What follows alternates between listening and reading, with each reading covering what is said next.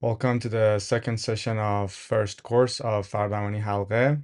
And today we're gonna discuss the reason of not feeling the scan, definition of cosmic force, healing and healing and scan by cosmic force, polarity force, reasons of polarity field disturbance, type of healing in Faraday harmony, principles of Faraday harmony, and the definition of protective layer.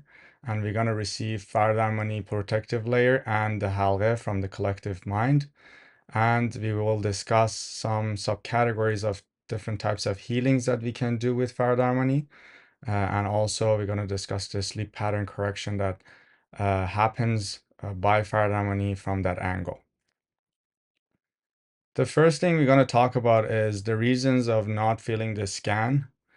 There are a few reasons that you might not feeling the scan or the feelings that you or experiences that comes with the Tesal at the beginning. And those reasons are having to do with some of the states that we have. In two of the aspects, there's no problem with not feeling it as the etisol is doing its work and is working on us. But in one aspect, it will not even work. And that is where we are actually intentionally blocking it for reasons of, let's say, not wanting it or any other reason. So the lack of feeling of a scan is associated with a few reasons. One of them is mental scatterness or mind chatter. If someone's mind is busy and then, during the etisal, they're not able to become shahid or that impartial observer, being involved with analysis, thinking, or just generally having scattered mind, it can affect the individual's ability to have a perception of or feelings of etisal. Another reason is depression, and we have different types of depression. I will discuss this in another class in depth, but just to kind of pinpoint some of those differences, the different levels of depression in Erfan Halgheh is can affect our ability to experience etisal. The mainstream understanding of depression is where someone uh, is uh, is obviously like depressed in a form that you can actually see it in the individuals, maybe face, behavior, how they hold their body, or how they are operating. So that level we call it physical depression. Whereas before the individual getting to that level, in the eyes of Erfan Halgheh, there are much more subtle levels of depression that could affect individuals in a negative way. For example, emission depression, where the individual still laughs and demonstrates positive emotions, and they don't look like someone depressed, but they are basically dealing with the early stages of depression. And that is where when you maybe spend time with some people, you feel heavy, even though that they might just laugh at things or they might look normal. But that any stage of depression can alter the experience or feelings of it itself. And also mental block in a way that the individual's logic filter or the filter of aql or the filter of reason, it's so rigidly programmed that does not allow them to experience anything that falls outside of the logical per se framework. And in that situation, any information that comes from the Tesal and the connections to the Interuniversal consciousness or T consciousness network or that cosmic internet will be censored as it would be rendered incompatible with our framework of logical reason. And that would be the reason that we might not feel the scan or experience the Tesal. So in these three reasons that we might not feel the scan, it doesn't mean that the effect and the positive impact of the Tesal or Halgheh will be affected. But rather we are still receiving the benefits from being exposed to this T consciousness field, in this case Faraday harmony. And then by repetition and by following up on the etisal and doing this etisal throughout the time, many of these issues will be resolved, especially depression and mental block, because one of the reasons that we want to use Fard Amani on others, later on we will discuss in depth, is that it allows us to, even with doubt, open this halqeh for someone else and have them experience this etisal, and then give us a feedback and report from their experience. And by those researching cases, those case studies, we are able to actually be convinced that such a thing exists. And then our mental block starts to be reprogrammed. So we can actually reprogram our mind, our subconscious, by these experiences. So it could be experiences that we have by the interstellar connections, or it could be just other people's reports, whether it's from our classmates, or whether it's working directly with other people and then hear it from others. That's the optimal way. If we open the halqeh for other people and then have them report to us, it would be a great way of researching, because individuals are with doubt, open it, and then they see that there is some things happening, and they start asking, like, even though that I'm doubtful and I'm not sure, but this thing is working independently from me, or anything to do with my beliefs or my past experience. So it is important to have that explorations, especially with others, and have that direct report from others. So that's the three main points of the first three main points that doesn't affect the impact of the positive impact of a tesal and connection. Whereas the fourth one is blocking intentionally, or mocking Farad Amani, or not wanting it. So let's say you tell someone, like, do you want to connect to this cosmic internet? Let's try it. And they say, like, yes, but within they're kind of like mocking it, or like ridiculing it, or they say, like, no, it's not impossible, or they say, like, I don't want it. So in this case, the etisol would not work. Even though that the T consciousness field might be present, it will not have any effect on the individual. So these are the reasons that the individuals might not feel the scan, or the consequences of etisol. Now, for the experience that we had last session about the cosmic force, we were initiated to have the experience of cosmic force by moving our hand. And through that experience, we were confirming that there is some thicker substance than air, that we were kind of like moving our hand in the space, and then feeling that something is heavier than air. And then that was like the initiation of us having the experience of cosmic force. And you can again, explore that on your own. So with that, we are able to actually utilize this force and explore with others. In the way that you can, hold your hands like in the photo towards someone else, and then they can hold their hand like that as well. And then you can intend to, or nazar to, that cosmic force connection. And then then they become scanned by this cosmic force, and then they can have some of the issues that are related to these aspects resolved, and then they can give you reports about that. So this is one of the experiences you can do. It is one of the subcategories of T consciousness network, the cosmic consciousness network, that it is also part of that consciousness that governs the universe. It is a force that flows throughout the whole cosmos. And as I mentioned, after last session, establishment of this connection, the individuals are able to actually feel it by moving their hand in the air, and then feel that there is something, and then we are actually immersed by this force.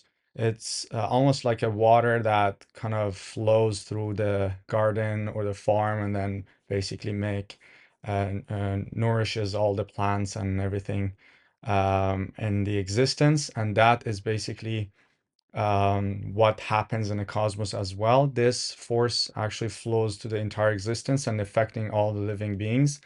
So we can actually utilize this for some healing aspects.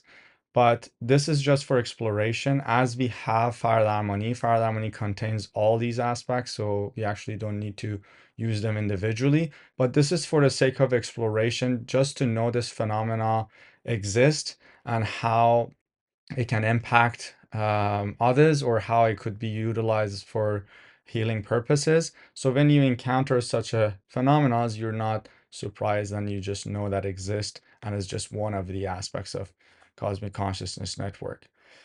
The other experience we had was the polarity field, and we can also use this for polarity healing. And this is also what is used for, like, what is known mainstream as energy healing. But here we know that the specific illnesses or disorders that are related to that is limited, and we will explain what those are. One of the fields around our body, in the human body, is the polarity field. And the polarity, as is self-explanatory, is the polarity between the positive and negative pole. And this is as a result of the ion and electron exchanges of body with air and with the ground. And it makes this electrical current moving to our body. And whenever we know in laws of physics that whenever there is electrical current, then there is an electric field um, around it. And that's what we experienced last week by like holding our hands in between, like holding our hands in front of each other and then kind of holding like a ball, and then having that polar force between our hand, and that it gives us a feeling of resistance, repulsion, and attraction a little bit as we moving closer or further away, that those sorry, our hand. So what we can do with the polarity scan is that we could basically move our hand around the individual's body, as you can see in the arrow, and then that would basically adjust their polarity field. And let's say if someone was in an airplane and jet lag, one of the reasons that we will discuss in a moment is being in a plane affects the individual's polarity field. And then with using the scan, polarity scan, we can adjust that and the person feels better after the scan. Again, this is also for the sake of exploration and is not necessary after we receive Fire Harmony, because Fire Harmony also does that automatically. And this is for the sake of research, just to know the existence of this phenomena. So the reasons of polarity field disturbance is few factors that are affecting it. One is as a result of the technological advancement that we observe, the all the um, different fields that are present, electromagnetic fields. We have wave pollutions, we have metals, we have electricity, and also the presence of conductivity pollution, which is as a result of the presence of insulators. So the polarity pollution is pollution that as a result of the existence of metals, for example, the metal structures, cars, any metal around our body affects our polarity field and causes polarity contamination. Also, electricity or electric current or electric field also causes the polarity contamination, which, we have a lot of electronics around us, electrical wires around the house. If the electrical grid is close to our place, any presence of electricity, it affects our polarity field. And the other type is the wave pollutions, and that is as a result of all the waves, different waves for telecommunication. It's radio waves, Wi-Fi's and etc. And the other one is conductivity pollution, where is as a result of the insulators that doesn't allow or disturb the ion and electron exchanges of the body with an environment, whether that is earth or air. So, we have floorings that are made of insulators. Our places are way high, sometimes above the earth level, and high rises, or we wear synthetic materials like socks, shoes, things like that. Those are affecting our ion and electron exchanges, and also the celestial bodies movement. The effect of that has a specific magnetic field, and that magnetic field changes would affect us as well. For example, the movement of moon and the sun. There are experiences throughout the history that kind of pinpointed this events, where moon is in a specific uh, position, or like it's full moon. All those motions also has a magnetic field that is affecting our polarity field, and that also can affect our mind, psyche, and body.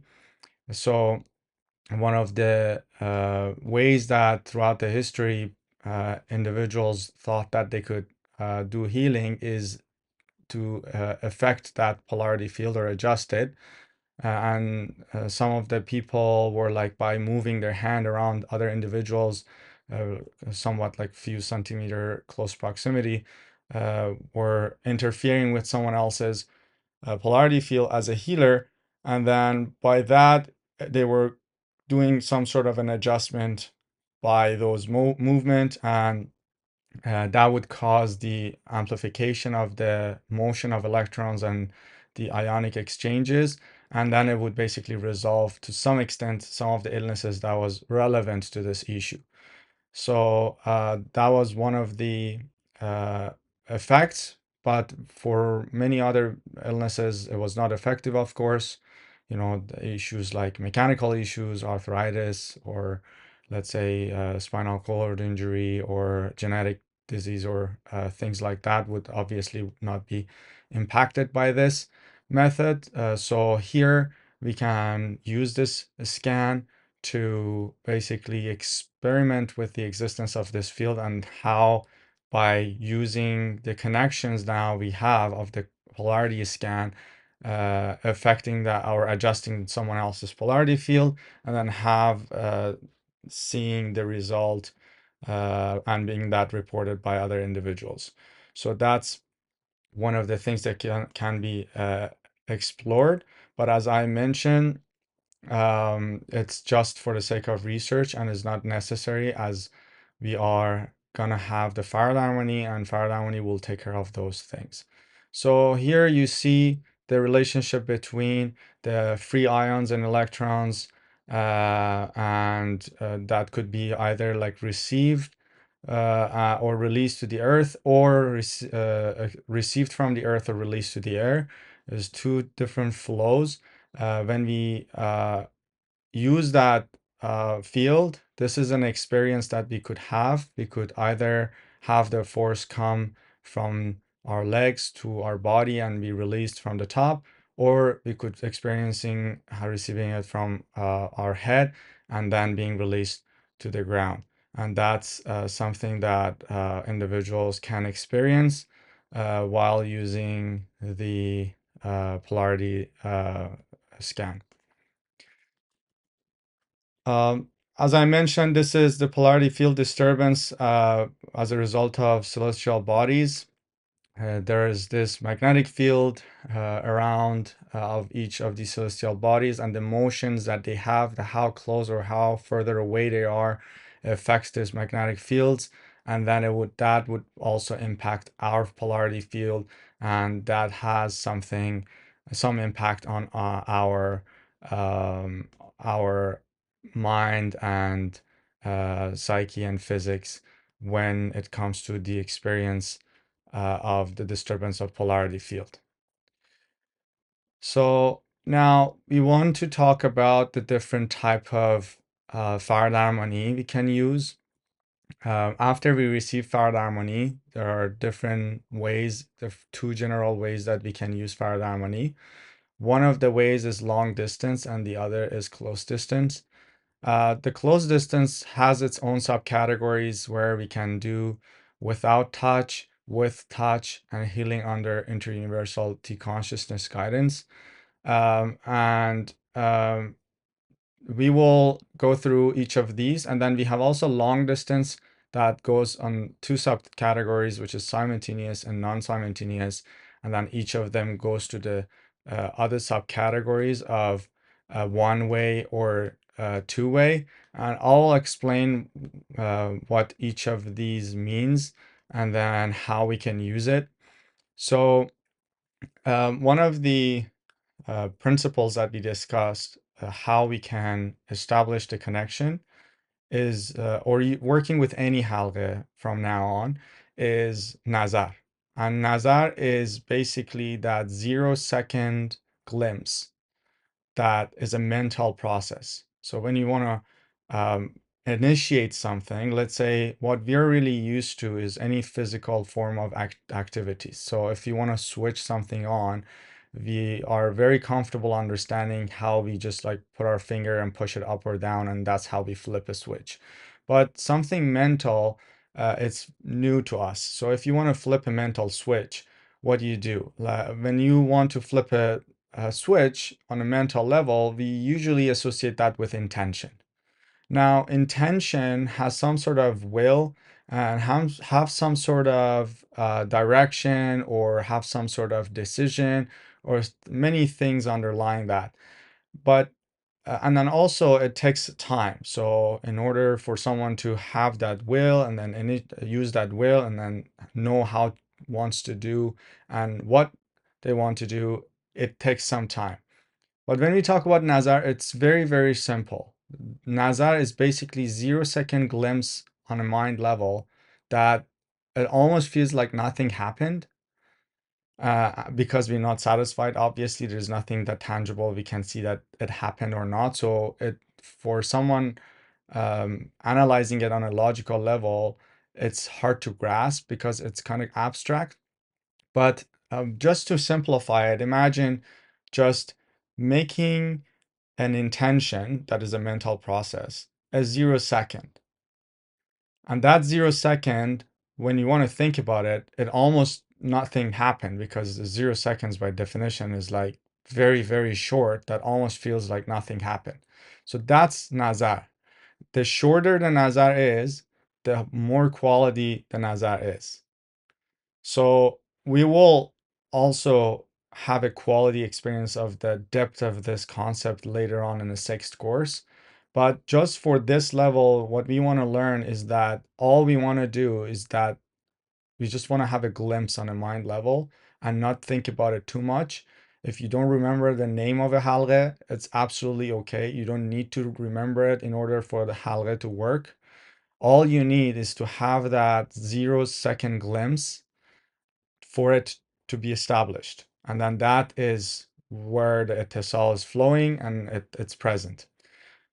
Now, when we did the nazar, what happens is that the field is there. Now, the two forms of Faraday harmony we can do is one way and two way. And what that means is that one way is where a Faraday harmongir or someone that receives the Faraday harmony is not aware of the etisal, and only Faradarmangar who does the Faradarmani knows about it. Let's say you never heard about Faradarmani and I know about Faradarmani and I just like, you know that you have headache. I don't tell you anything about it and you're just telling me that, oh, I have headache and I just open Faradarmani for you. You have no idea what I just did because it's a mental process. The field is there, it starts scanning you and usually have like a 30% effect on individuals. Sometimes it works, sometimes it doesn't. But that if that positive impact or that percentage of whether it's going to be impactful or not is 30%. But then there's the other way, which is like two-way, where the other individuals also know about it. Basically, you're in that case, you have a headache, and I say like, hey, do you want to try something? You say like, what is it? And I'm say like, okay, there's this. I've heard this thing in my class. I'm going to this class, and I've heard that there's this cosmic internet, and we can connect to this internet, and then it can help us to heal some of the difficulties or issues or illnesses we have. Do you want to try it? You say yes. You close your eyes and you say like, okay, what do I need to do? We say like nothing. You don't need to do anything. You just need to observe. So they close their eyes, or if they want to keep their eyes open, they can keep their eyes open. And then you do nazar to Farad Harmony, and then the Farad Harmony is present. In that case, which is two-way, the chance of success is 70 to 80%. So the effect of it is much more when there is two-way. Now, when we talk about the short distance and long distance, is quite self-explanatory. When we are in a close proximity to an individual, it would be close distance. And in that case, we are close to them. We can just open it, and then then there's this various different forms that it could be without touch, it could be with touch, or it could be just by the guidance of T consciousness itself. So each of those, it could be in different ways, and I will go through them. So when we are in a close proximity, if the scan of cosmic force or polarity force or Farad harmony would happen, it would be the hands would basically be guided toward a specific location of the patient, and that is the individual is just there standing, and then they would feel like their hand wants to move toward a specific way, maybe just holding their hand toward the individuals, or maybe holding it in a specific toward a specific area, uh, sometimes not touching, sometimes touching. And for that reason, it is always important to ask consent of the individuals if they're okay being touched, if that happens. But it's not something that we want to really aim for. We actually want it to be without touch. The reason is that if we touch and then we get result, then individuals might associate that healing with our hand or something to do with our presence.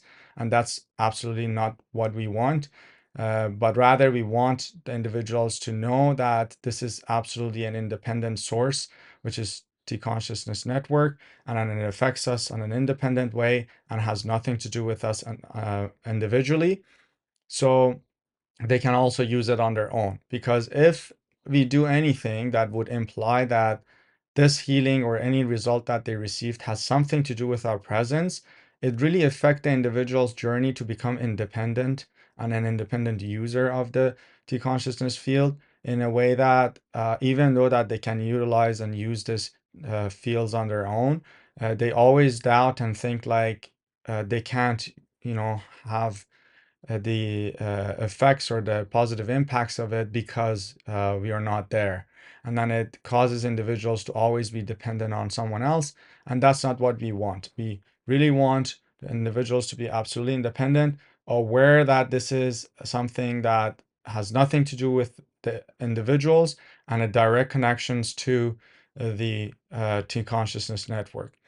But these are just different experiences that could happen, and we're just basically explaining it in case that they happen, and then people know what is happening. So this uh, if it's if the healing is with touch, where the consciousness is guiding toward a specific area, this area could be specified, or it could be a general just location. Like, let's say the difference between someone holding a hand toward someone, let's say in this way, like general from a distance, or it could be more like closer, let's say toward the head, or towards someone's chest or back or their feet or something like that. It could be touching or not touching, as I mentioned. And again, I can't emphasize enough of the point that you really want to have consent for touch, and also you want to avoid it at all cost if you can. So individuals become more independent. Sometimes I even just leave the room and just let the individuals have the experience instead of just standing there. Even my presence there could have or could make them feel like maybe my presence had something to do with it. But if I leave and then I'm just doing my thing in another room, it would not allow individuals to come into the conclusion that yes, his presence had something to do with my healing or my positive experience.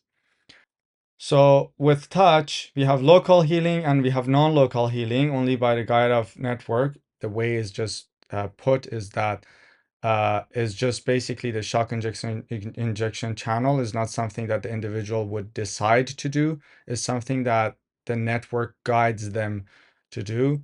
So there's not like someone say like, okay, in this case we need to do shock or we need to do injection and we need to channel. And then these names is actually associated with the individual's experience. Sometimes then their names actually an explanation of how it would feel.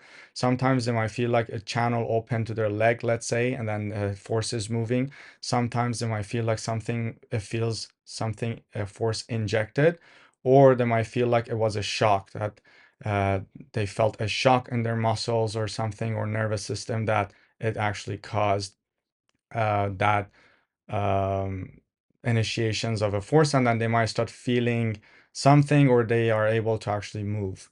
So we have, just to recap, we have the long distance, the short distance. With the short distance, we have with touch, without touch, and healing with directly with the guidance of T consciousness network. And with touch is where we have the local healing and non-local healing. Under the non-local healing, we have the guidance of T consciousness network, where it can manifest itself as a shock injection and channel. And then we have without touch, where we have also the guidance with, the healing by the cosmic force or the cosmic force and cosmic scan, polarity scan, or it could be a T consciousness healing. So you can see it in the chart. Now, when we talk about healing from distance, we have simultaneous and non-simultaneous, and these um, graphs these images can really help understanding how it's done. So the long distance, where the individuals are not at the same location, and then the individuals, the Farad Amangar is not doing the Nazar. It's forming that Halghe Wahdat, the unity Halghe. And then, if you remember, there was the announcer, and there was the receiver, and then there was the third factor was the cosmic T consciousness network. And then what happens is that when the individuals are doing the nazar, then the other person is being scanned by this by the T consciousness field, and the process of a scan, it can initiate. This is also can do one way or two way. If it's one way, the person is basically not knowing, and then someone from the distance they're opening the halqa for them, and which is 30% of the result. But then it could be two-way, which the individual could be basically aware of the connections being established, and it could be non-simultaneous, where the time of there's a time zone difference, and or like the person is opening it, and then the other person is receiving it under time. So from the healing that is from distance and non-simultaneous, the patient or the Fardamangir would give a time, a specific time that they can sit in connection, sit in اتصال. And then after فرد receive those times, it could be couple or few in the day. Let's say I want to open the Faradamani for you and it's long distance, non-simultaneous. I say like, okay, give me 3 times in a day that you're have 15 minutes to just close your eyes and be shahid or that impartial observer. And the person would give that time based on their own time zone. They don't need to convert it to your time zone and you don't need to do any conversion. As soon as they give you those 3 times, you put it in your list, and then what happens is that when you nazar to your list, those 3 times is established for the Fardamangir, the person that's going to receive the Fardamani, and then at the time that is designated, they can sit and receive the uh, connections and be in the etisal. And at that time, Fardamangir is just basically doing their own thing. They don't need to be sitting or doing anything at that specific time. And that's why it doesn't matter what time or time zone the Faradar Mangir is in and what time of the day they just give the appropriate time to Faradar Gar. So there's no necessity for Faradar Mangar to be available at that time.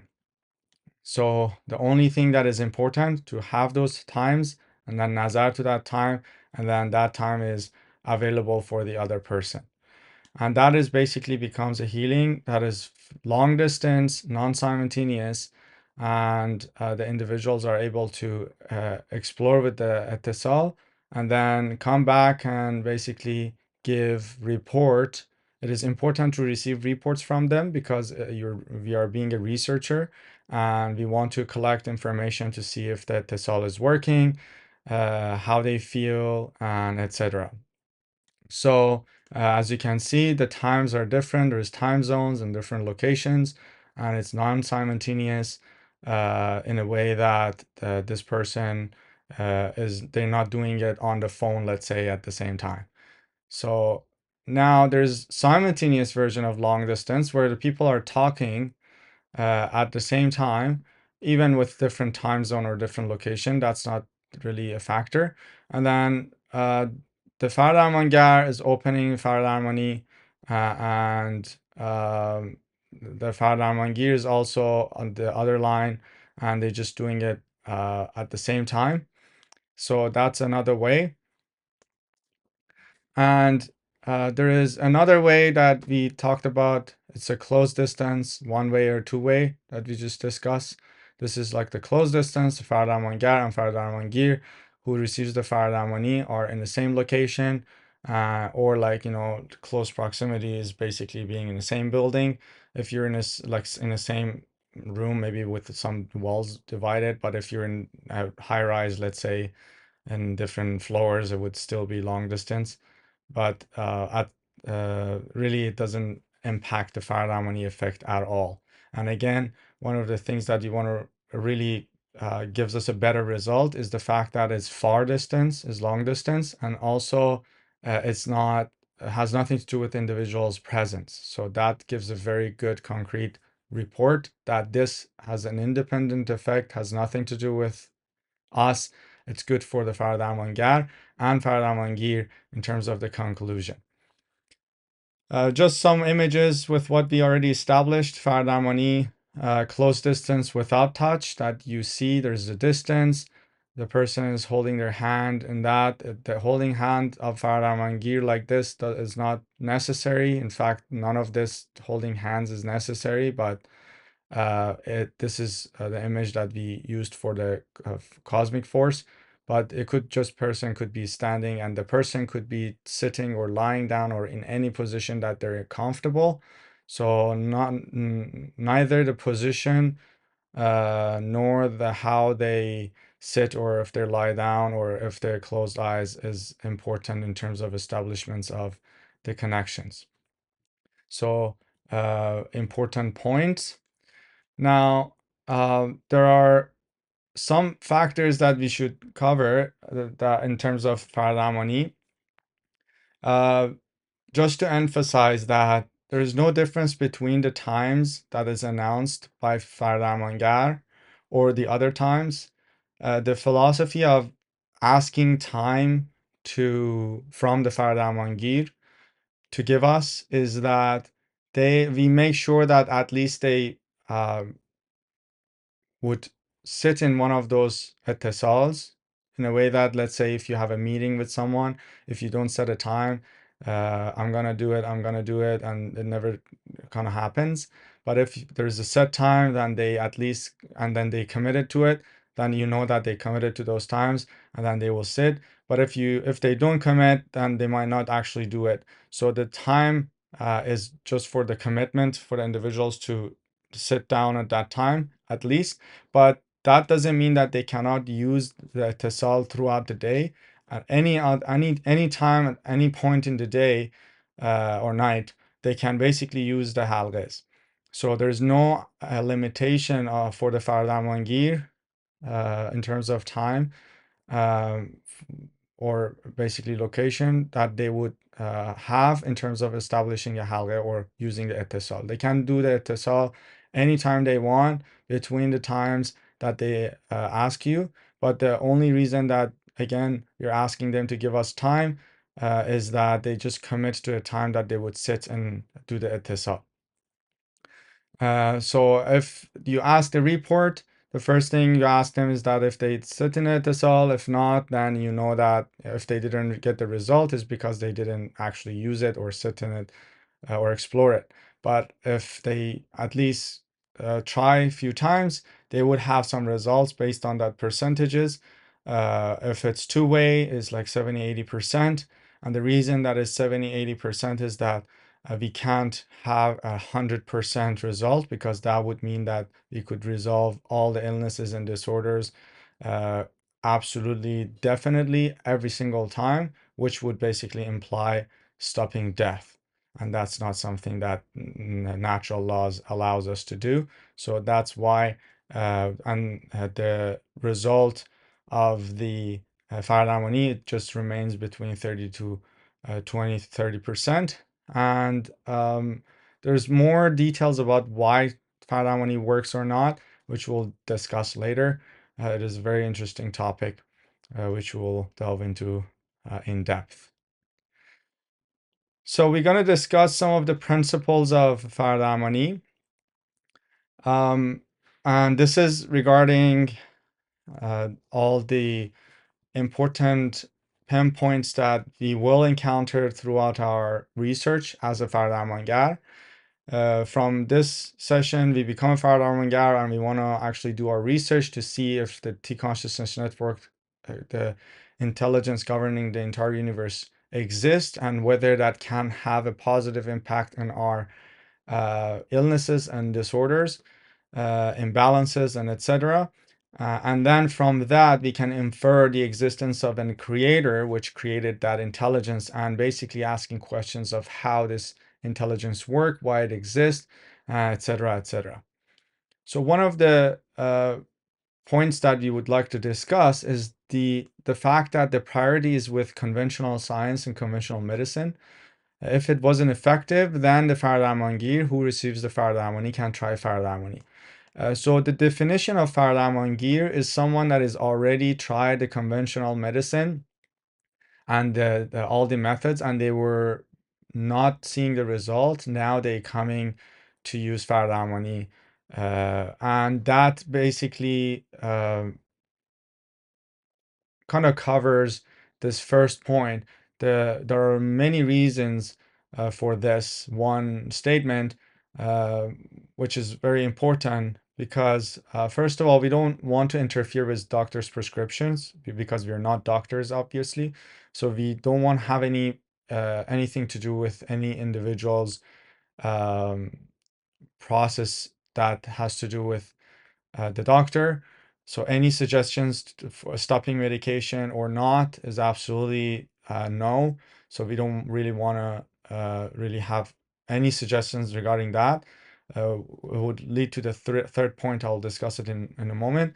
So we don't want to really say anything about that. And also, that kind of makes the individuals to have already a conclusion that the conventional method doesn't work. So if they see any result, then they know that it's fard harmony. Because if they're not sure and then they are still taking their medications or doing other methods of treatment, and then they're using fard harmony, and if the fard harmony works, they're not sure. They think like, oh, maybe the medicine worked, maybe that technique that they were doing it worked. So it doesn't give them the conclusion that is necessary in regards to the existence of the T consciousness network, the intelligence governing the universe, and also the effectiveness of fard harmony. So fard harmony, Farad Armangir, refers to someone who has not seen results from conventional medicine. Therefore, using fard harmony would imply the same idea. Individuals who are taking medications but have not seen any results and cannot abruptly stop taking their medication may consider using fard harmony. So taking medication has nothing to do with the effectiveness or the interference with fard harmony. Only under the supervision of their doctor, after seeing the results of fard harmony, they may stop taking medications. But again, that's only under the supervision of their doctor. The doctor would decide whether they can just stop it or gradually reduce their medication. That's something not really up to us to decide. So it is important to note that Farad Armangin assumes all the medical responsibility. So again, it just goes back to the lot of liability issues that might arise if we make any comments about anyone's medical decisions that we just don't want to get involved with that, obviously, because we're not doctors. So it is very important points. The other point is being aware of the type of individual's illness has no effect on fard harmony, which means that the individual's illness and disorder or any issues is completely confidential. We don't have the right to ask unless the individuals want to share for themselves.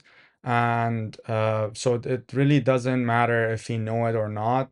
As I mentioned, knowing the type of illness or the individual's medical history has no effect on the effectiveness of fard harmony.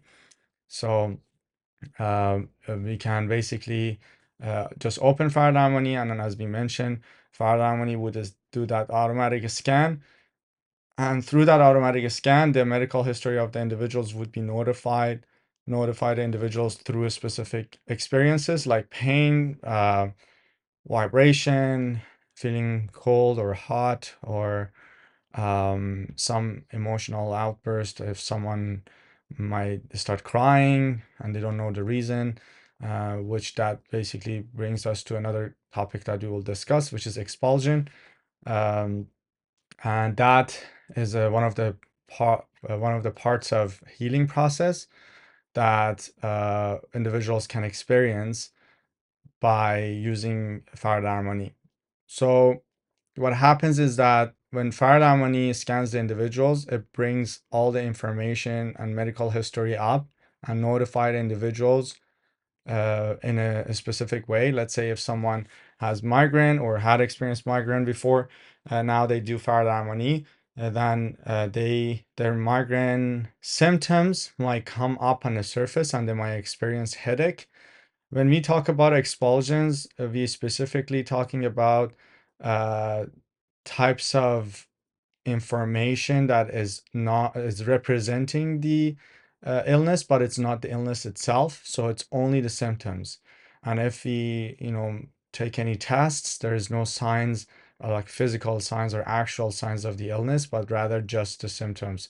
I had an experience with a diabetes patient where she was under fard harmony scan and then demonstrating some high blood sugar symptoms. But after she actually came out of the Tesal and then tested with the device, we saw that her blood sugar is not high and it's just basically the symptoms, let's say sweating, heart palpitation. And that was something that would really clearly resembling the great example of what do we mean by expulsion. So It is important to understand that when we are talking about expulsion is not an actual issue and is just some of the um, symptoms associated with that issue. So again, being aware of the type of illness or disorder of an individual has no effect, an impact on the Farad harmony and its effectiveness. So we don't really need to know anything about individuals' medical history for Farad harmony to work or be more effective. Every time Farad harmonigar establishes a Tessal connection for someone else, they themselves would also be connected and scanned. So not just establishing it at the cell, even sometimes if you start talking about Farad harmony to someone else, as soon as you start explaining it, you might start feeling scanned. And that happens all the time. I experience that all the time when I talk to people about it or when I'm teaching. I feel the scans all the time. And even if you do like a long distance for someone else, you also get connected and scan, and that is that the cell becomes established. It goes back to one of the important principles with Farad harmony, which is if you share them, the more you share, the more you receive. So one of the important factors that the more you do Farad harmony for others, the more you get a scan, and then it actually becomes a much better practice to if you need Farad harmony, you actually do it for others, and then having the scan that way because it's always putting others' well-being above ourselves is showing a great quality within ourselves and our relationship with higher realm in a way that is not that we just want everything for ourselves and we just care about ourselves. So it is something very important. The other point that is the way that Farad harmony actually works, and we kind of established some of that points. We do Farad harmony and we have cosmic T consciousness scan, we have expulsion and healing. We will go through various charts in detail explaining how this process actually works and what do we expect after we do Farad harmony. But in general, overall, we discussed that we do Farad harmony, the cosmic T consciousness network scans the individuals, brings up all the informations of their past medical history, their present and the near future, and notify them about the existence of those issues by certain feelings or hearing frequencies or seeing lights or feeling pain in some parts, vibration, um, many other feelings. And that is basically expulsions.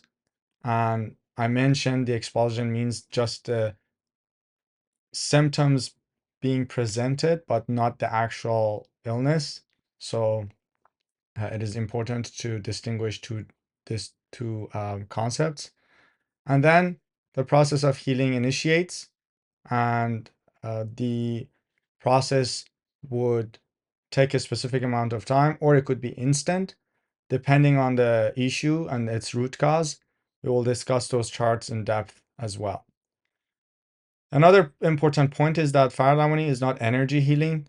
When we talk about energy, it associates with something wave-based, and Farad harmony being from T consciousness network and being of T consciousness is not an energy. So terminologies that are usually used in mainstream is vibration, frequency, energy, and these are all related to the world of physics. When we talk about any healing or anything that we do or receive within a Tessals is all T consciousness. And as we established, T consciousness is neither matter nor energy. So anything to do with energy or matter cannot be associated with the T consciousness field, Farad harmony being one of them. Another point is multiple Farad harmonigar can perform Farad harmony on one patient simultaneously, and a single Farad harmonigar also can perform Farad harmony on multiple patients. And it is essential to note that the individuals who perform Faradarmoni do not make a difference, as T consciousness network itself perform the task and the individuals play no role in it. So it is important to establish this, that the individual has no role with any parts of this process. And when we talk about doing Faradarmoni on multiple people, the people needs to be limited. For example, we can't do Faradarmoni for people in a country.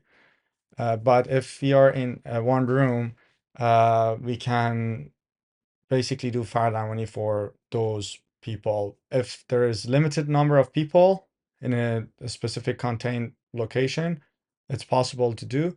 But if it's something that the number it's too much or too many, then it might not work. So we just want to establish that. And the multiple Faradarmonger doing Faradarmoni on others doesn't really make Faradarmoni stronger. So it is important to understand that doesn't matter how many people are doing it at the same time, still the same is just like calling the fire department when there is fire. It doesn't matter how many people call fire department, they would just come as needed and the amount needed. So the amount of calls doesn't make more firemans to come. So that's another important point. Another one is it's not necessary to believe in the Halgheh of unity or T consciousness or anything that we mentioned, or Faradarmoni or God or spirituality or anything. So there is no need for any type of belief for a tesal to happen or to work. The only thing that we ask individuals is to be a shahid or impartial observer that we already explained. Impartial observer is someone with no prejudice, with no judgment, with no pre-established blockage or limit in regards to what is possible and what is not when it comes down to uh, connecting with T consciousness network or something that is beyond our understanding or our logic. So the only thing is that the only requirement is the individual is an impartial observer and they're willing to become a researcher and just observe what is happening, and then that's it. The halqa would work. The Faradarmoni is also not limited or affected by the type of illness. It could be genetic, organ malfunction, infectious disease, mechanical issues, senility, mental problems, psychological, psychosomatic, mentosomatic, or the severity or duration of the illness also is not a factor.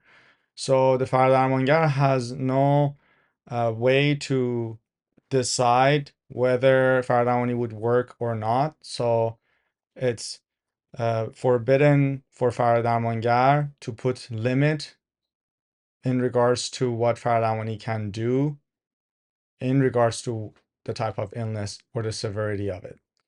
So it's important to understand that.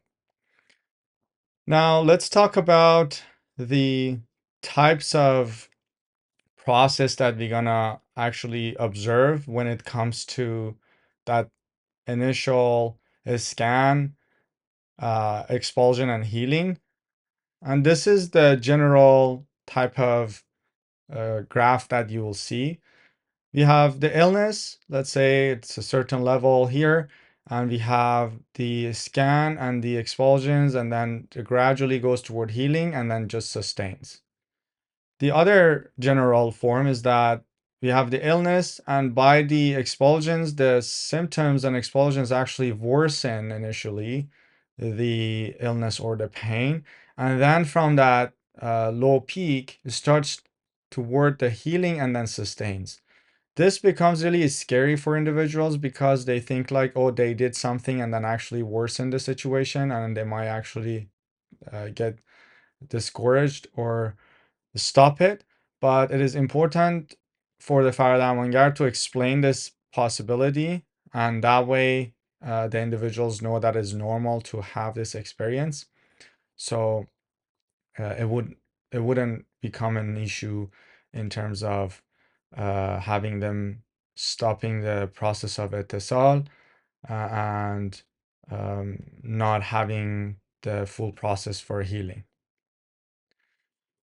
Now, when it comes to psychosomatic illnesses are the illnesses that are started from the psyche level. The psyche level in Erfan Halgheh is associated with the emotions, and the somatic part of it is where that emotional illness or emotional source of negative potential energy causes a physical body to also be negatively impacted, and then it causes some sort of illness or disorder. So it is important to have the understanding of the differences between these types of charts and graphs, because uh, sometimes when the individuals Fardamangir are having the symptoms, we can basically clarify it for them and then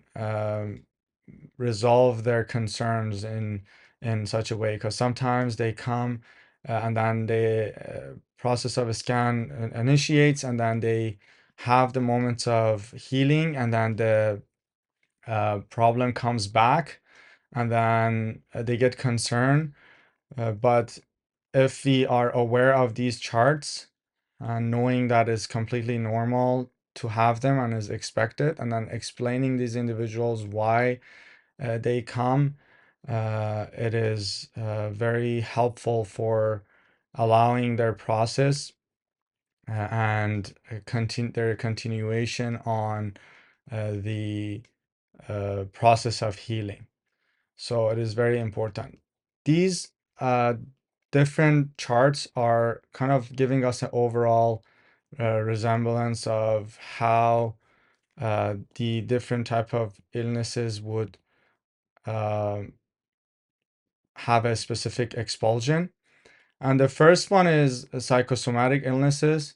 The psychosomatic illnesses, as you can see, we have an illness, it peaks or it peaks toward a healing, and then the issue comes back, but the severity of the issue is less than initial level of illness. And then by continuing using Farad the healing happens again and gets to the healing level. And then it comes back again, but less severe, and then so on and so forth. And then it has this like gradual healing process with some of these valleys of repulsion of the illness. And this is where the individual might start getting concerned of whether the problem is coming back. So it's important again to understand the reasons of repulsion of the illnesses. We have the psychical problems. We have mental problems, uh, and the issue or underlying issue that causes those is related to worldview, the role of worldview. So when the individual's underlying or root cause of the illness is worldview, then there is a concept called the resistance of a special court or a special trial, which is one of the subconscious aspects of our existence. And that has a resistance that can cause the illness to come back. And we see it in the chart. And by that coming back is every time that it comes back is just basically a resistance. And the resistance is being resolved by the continuation. And we will talk about it in depth in next courses. The other type of charts that we could see is that in here, we don't see the initial expulsion causing the illness to come back worse than the initial illness level. But in the second chart, we see that first the individuals experience healing, and when it comes back, it comes actually worse. And this is, again, it could be concerning for individuals, but just knowing these charts and knowing that it's normal to have some of these graphs, we can explain and then encourage the individuals to continue using Farad Harmony for stabilizing the result. So we see that after that, we observe the healing process gradually goes back, and then it comes back again, but not as severe as initial point and not as severe as the expulsions anymore. And then we have this gradual healing with some peaks and valleys and stabilized healing. That's another one. When it comes to worldview related illnesses, the way that we see the repulsion of the illness is that we have the illness, we have a healing, it comes back just as severe as it was, it gets healing, and then it comes back again and back and forth. And the severity doesn't get reduced, the severity doesn't get increased, it just comes back and forth. And this time spans are different. We'll discuss that later. And this is showing us that we are dealing with a worldview related illness. We have mental illnesses that Farad Harmony doesn't work on it directly. However, has some positive impact on them. But if we notice charts like this, then we need to basically approach the illness in a different way, which we will discuss later. But this is where there's very random and arbitrary sets of healing and expulsions and repulsions of, relapse of the illness. So this expulsions and relapse of an illness, or an expulsions and a relapse of an illness, a healing and relapse again. So there's very arbitrary, the time spans are all over the place, and we see this back and forth, but there's this process of healing. But again, the Farad Harmony doesn't affect the mental illnesses. This is another chart. It's arbitrary. We can make like infinite numbers of arbitrary movement in terms of mental illnesses. So this is overall general type of chart that explains the state. You have the individual in normal state, and this peak causes a manifestation of fear, and then it normalizes, and then the individuals with the report of fear, we have this peak stage of the manifestation of fear, and then it normalizes, but higher in a better positions than initial situation. And this is where it comes to the, let's say, fears of certain things like childhood fears or things like that. It could have this type of reactions. So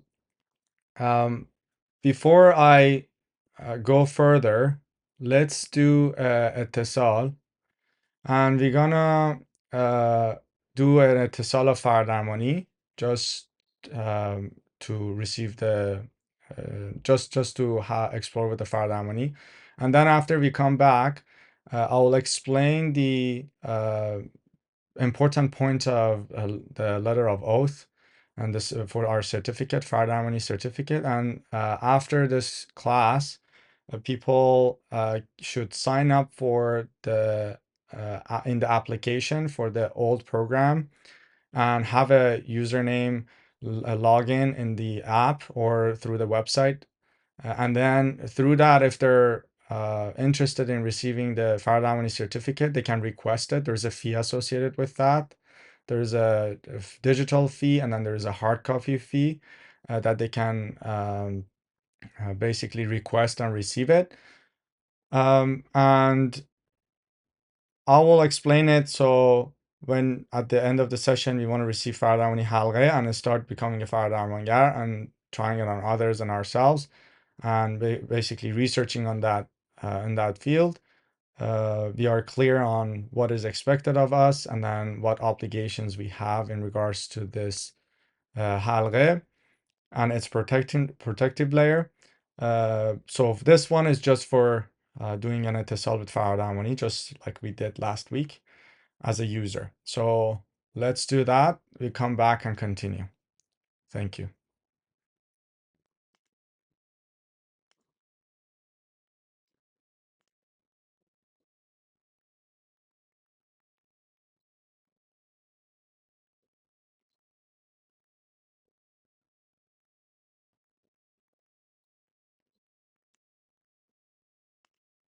Thank you.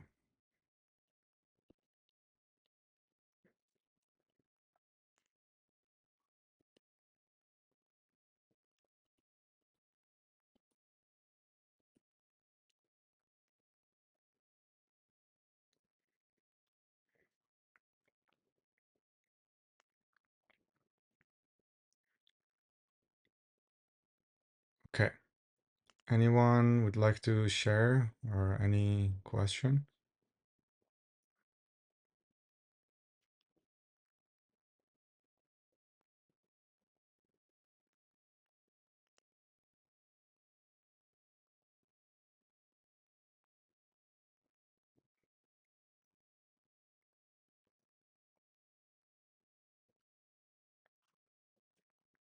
If there is any, I can't hear anyone.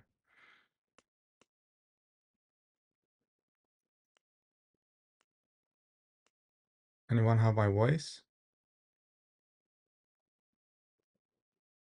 Okay.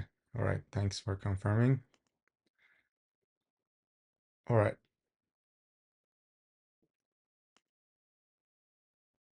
Okay. So if there's nothing, I can continue. All right. So before we go further, I would like to discuss the certificate of Faradamani and the obligations that comes with it.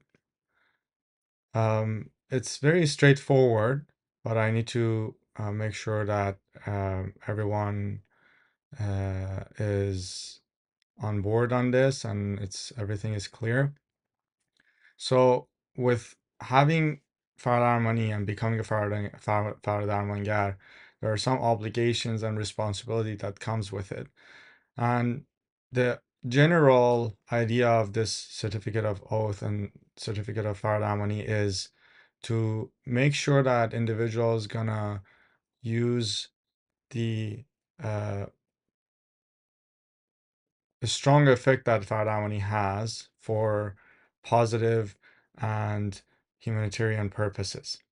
And what that means is that we don't want individuals to you utilize the power of Fard Harmony, the power that it has on healing and positively impacting individuals for earning money, charging individuals for doing Fard Harmony sessions, or we don't want the name of it to be changed or be associated with individuality of people uh, being under a specific any other name other than Erfan Halgheh. Essentially, we want to really respect the uh, authenticity and integrity of the information that we received and just basically give it the way we received it. We want to make sure that we're not using it for showing power or superiority or using it for boosting ego, showing off, or any other reasons that would negatively impact the spiritual journey of individual. Any attempt that it would hinder the evolution of collective consciousness and deter individuals' guidance and direction toward interuniversal consciousness. For example, refraining the information that individuals have or awarenesses they have, or knowing that this work or the power that it has, the uh, the treasure box of attributes that individuals have within themselves that they can access it on independently, free of cost. The fact that they can benefit from this connection and help their spiritual journey independently. So we want individuals to not really cause misleading by giving faulty information in terms of sometimes claiming if individuals gain some sort of ability by individual means, or they're divine people, or they receive these connections in their dream, or anything that is not true in terms of how we receive these connections and how we can utilize it. Or, as I mentioned, utilizing the interuniversal consciousness uh, and its impressive power for the purpose of showing off, displaying power, boosting someone's ego, drawing focus or attention toward themselves. And it's very important for us, for individuals, to realize that this is a completely independent and completely unconditional, in the sense that uh, nothing is asked from them to be a better person or to change anything or to believe anything.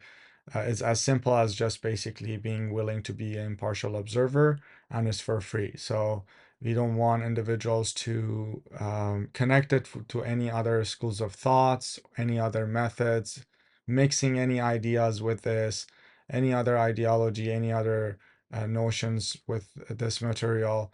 Uh, we want it to be uh, as it is, as the Dr. Taheri presented. We want to just keep it genuine. Imagine if anyone would just take this and go out and then just add what they thought that it needs to be added, or they think like, has something to do with themselves, and is just gonna make infinite different um, ideas about what it is. But we just want to basically keep it as pure as it is, and then for future generation, when they receive it, they're going to receive the same thing that we receive today. And we don't want that to be uh, altered in different way that make it more complicated or power oriented in any way.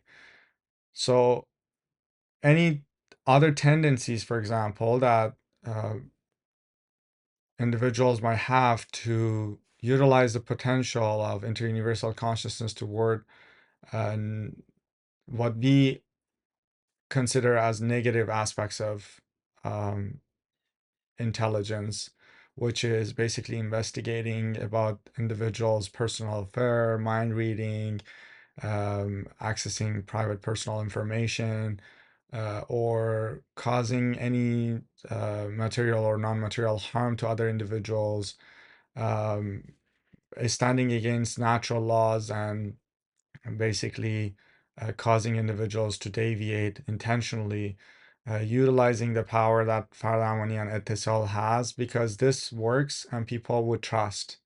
And it is important for us to not abuse these positions that we gain becoming a Fardamangar or having the ability to utilize the Etisols. It is important to realize that having such an ability it brings a lot of responsibility, and it requires us to be really um, uh, ethical and authentic with how we received it, and staying humble and just be there to utilize these tesals for other people's well-being and a spiritual journey with genuine um, wish for their growth and spiritual maturity.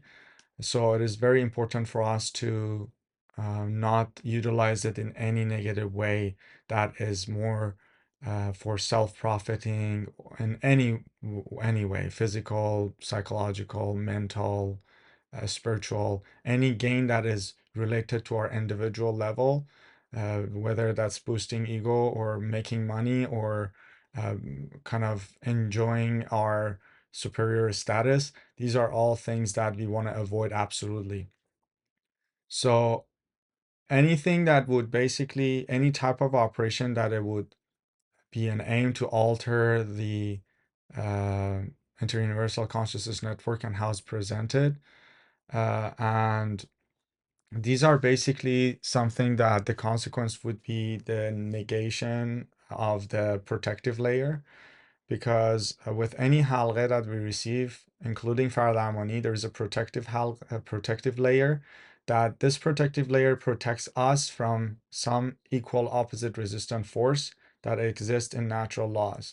So just to give you an example, when we, on a physical level, we really know what that equal opposite resistant force is. Let's say if we punch a wall, then the equal force that we enter the wall would come back to our hand and break the bones, and that's an equal opposite resistant force. Now, in equality level, there are also resistant forces, where when we want to say like I want to be a better person, then even though that we know what things are bad and what things are good, and then we really want to become a good person, but we see like this resistance, and we all having challenges to really embody those qualities. And that is because there's also an equal opposite resistant force in equality level. So when there is an equal opposite resistant force on equality level, then when we want to aim for higher qualities, positive qualities, then the negative aspects would push against that. And then that causes individuals to experience this equal opposite resistant force. And this is one of the relationships that we see. When we talk about interuniversal consciousness contains two aspects, positive network and negative network. In Erfan Halgheh, we only use the positive network aspects of it, and we utilize all the ittisals and halghehs and connections that it belongs here. And in fact, we have some halghehs that it would limit and negate some of the aspects of this part. Um, the general law is that when individuals wants to move toward negative, the positive would pull back, and when they want to go toward positive, the negative would pull back, and then the individuals would always be kind of pushed and pulled between these forces. And then their art is to show their aligned enthusiasm and passion, and use their free will in a in a correct direction, which is positivity, unity, kamal, or that spiritual growth orientation and direction. So those are the values that we want to aim. And then in those values, superiority is not an attribute. We want unity. For unity to exist, superiority and one being superior to other doesn't allow that unity to happen. We want that relationship and unity, that we're all together and side by side, and we want to work with each other and together for each other's spiritual growth, and for uh, even physical growth, and align with universe and natural laws.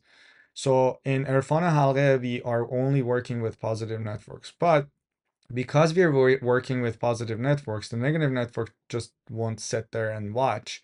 It wants to push back. So individuals might start having experiences that would be considered some sort of temptation from negative network. And this is really um something that could or could not happen from very small extent or to a higher extent.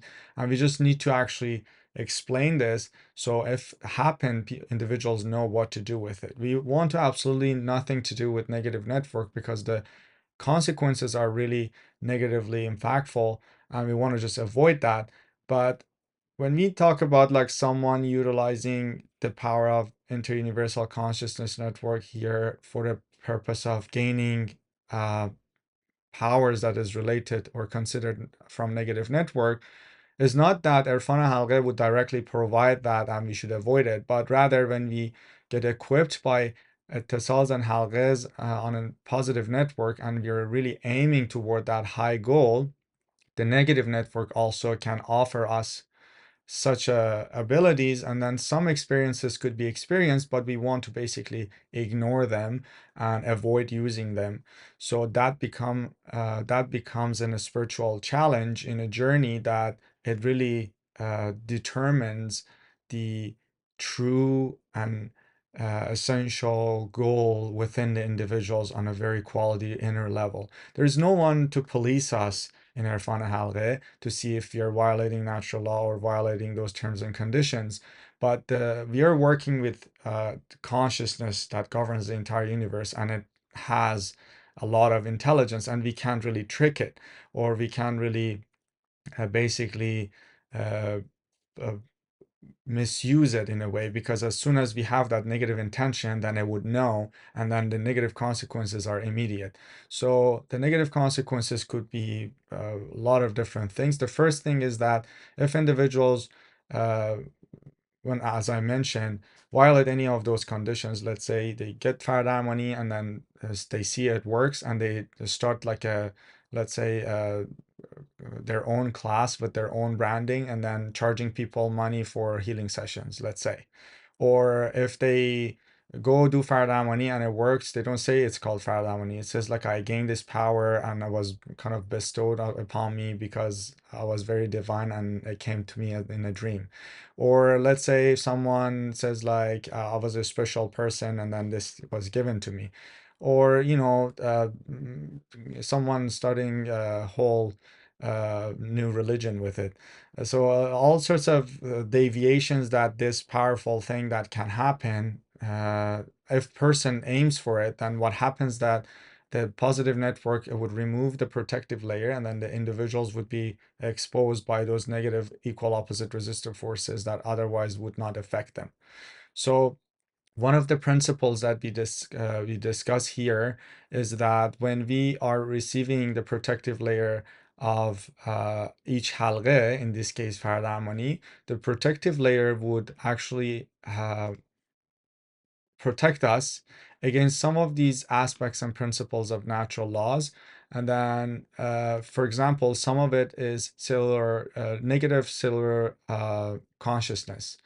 And that it has to do with, for example, one of the conditions that medical students are dealing with when they go and they're curious, they want to learn about an illness that a patient has. If they focus too much on the patient, sometimes they actually start showing the symptoms of that patient and getting that illness. And this basically shows that the negative cellular consciousness could be transferred to individuals if they focus too much about it, or if they're exposed to it a lot on a quality level. And many people like lawyers or psychologists or doctors are actually dealing with that. And if you really do a search, you realize that people that are working in a specific field, many times they actually end up with that illness. And that's exactly because of those negative consequences that comes with on a consciousness level. Now in Faraday Money, what happens is that with the protective layer, the individuals become immune of those negative effects. So the principles that we having is that there's no negative consequences for Faraday Mangar when they're working with individuals with whatever issues that they have. So one of the advantages of Faraday money is that by having protective layer, individuals actually are immune by that potential negative the negative cellular consciousness of the individual impacting them in a negative way and making them to have that illness or issues.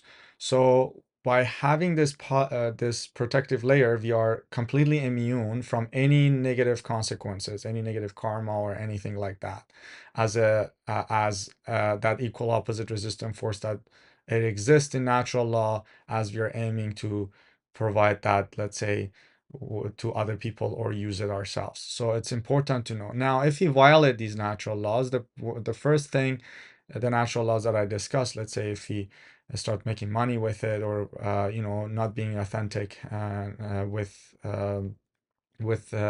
rules we discuss, then the first thing is that the individuals losing their protective layer, they might keep using the halqeh, and the halqeh would work, but then they're not immune from those negative consequences anymore, and then it would negatively impact them.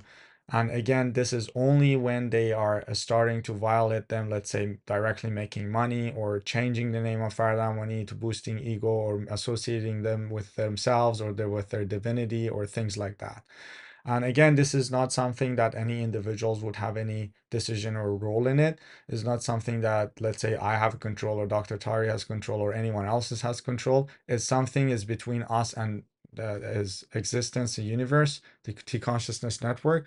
Just like the laws of karma, that if when we do negative things, then negative things come back. Sorry, someone opened the mic. Sorry, I'm just gonna mute everyone. I really appreciate if we could have the mic muted upon entry. I don't know if you just entered or if it was just an accident, because it just makes the edit very, very difficult. But thank you so much. So I see that there's some questions in the comment section. I'll get to them at the end of the session. Okay, so as I was mentioning, so it is important for us to stay with those rules, the laws, and they're very simple. They're not very complicated. It's just basically um, following whatever that is being presented here, and it's all about everyone spiritual journeys, well-being, their physical, mental, psychical well-being. So it's something that is really putting the collective well-being and the humanity's well-being on all level above everything. And that's the most important things in the eyes of Erfan Halgheh. We don't want to do anything that would basically affecting that in a negative way intentionally. And don't be afraid of making mistakes unintentionally. Everyone might make mistakes. It's okay. It's not like if you make a mistake and then those protective layer would be taken away immediately. Throughout my years of experience and seeing many people doing many violations, I've seen more of a mercifulness of the consciousness network than which is basically the agent of God, than it's actually like aggressive kind of approach. But we just need to be really straightforward with allowing individuals to know the laws, so they're told, and then once they're basically stepping in, they're stepping in with an awareness, and then they know what to do and what not. But I also don't want to make people too concerned or too scared of kind of being um, too concerned about if this gonna happen very easy and be afraid of it. You don't need to be afraid of it at all if you don't have any negative intention or wanting to basically misuse or abuse the power of Farlamani or the positions that you're gonna have. It's just like any other sets of ethical laws that we have. If you become an engineer, a doctor, or lawyer, there's sets of ethics that you need to really agree to become a doctor or an engineer or a lawyer. And here also for becoming a fire avant-garde, there's an ethical laws that we need to agree to, that we're not going to abuse our position of power, which is basically having this ability to heal others in this case. And again, even that sentence is incorrect in a way, but it could be perceived as such. So we are not doing any healing. It's directly uh, it's God through T consciousness network. We are only an initiator. It's just switching on that light, and then the light is shining. We have nothing to do with the light bulb itself or the electricity that runs it or the creator of the electricity. The only thing is that we are gifted with this ability, so we can go out there and share it with others, and collectively becoming aware of this treasures of within that is gifted to us for our well-being and our purpose on existence, which is finding Kamal, that is spiritual maturity, that high qualities that we can embody and we have the potential of. So the halqas that we're going to receive tonight is Fard Armani, and it will come with a protective layer. And There are some principles that I mentioned earlier about principles of fire harmony, and there are few more that I'm gonna discuss, and then we go completing our discussion. As I mentioned, there are no limitation of the numbers of time that a patient can benefit from fire harmony, either in a long distance or short distance. They can just do as many as they want throughout the day. But the reason that we were asking them time is because we would actually have them commit to at least 1 or 2 times 15 minutes a day. So when we want to get reports, they would have something and they would actually done something to report us with. So it is important to distinguish that. Also, the long and short distance fire harmony are not different in terms of the result of the fire harmony and its impact. And also, as we mentioned, has nothing to do with the skills or experience or uh, anything to do with the individuality of fire harmonger. Um, for fire harmony, we don't need to ask permission from individuals, as stated earlier, that we could do it one way. And the reason of that is that it doesn't have any effect on individuals that would impact their privacy or confidentiality or anything to do with their free will. It's like basically like you don't need permission for praying for someone, just like that, or wanting good for them, or genuinely wanting positive things for them to happen. So there's no breach of confidentiality or privacy or free will. So that's why there is no permission required or consent. However, there are other halghehs that requires consent or permission, which we will discuss when we are receiving it later.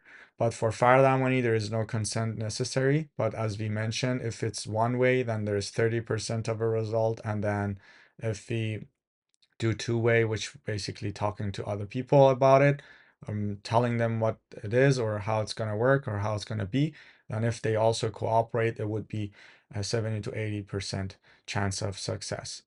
Now, it is also important for fire avant-garde to be aware of situations that they want to um, have some, let's say, um, not consent, but talking to their guardians for a report, because essentially we are doing this. We also want to have some reports for ourselves for in cases of infant and children or patients in coma or very elderly people or mentally disabled patients or psychological mental patients, or emergency cases, some other cases like Alzheimer disease or things like that, that people are not able to give report.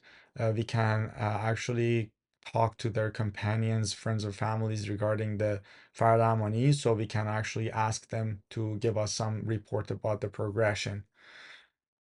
Um, in order to avoid any misunderstandings or possible misunderstanding or misconception of how fire harmony works, or whether that has to do with the individuality of individuals, as I mentioned, it's better to do it long distance without any contact or touch. So even if you're doing a short distance, it's better to not use the touch. Sometimes in very, very special cases, let's say, as we mentioned, if it's guided by interuniversal consciousness, it's okay, but we want to avoid it as much as possible. Um, we also want to avoid feeding them anything during that time, even water, because sometimes even just passing water or something like that, it could make them think like it was something special about your hand and that water that could cause that. So we just want to avoid any potential or possibility that it could cause individuals to doubt or be confused about where that result is coming from. We just want to make it very easy for individuals to, if they get the result from fire harmony, to just like get to the right conclusion of Fire harmony is coming from the very independent source, which is the consciousness network.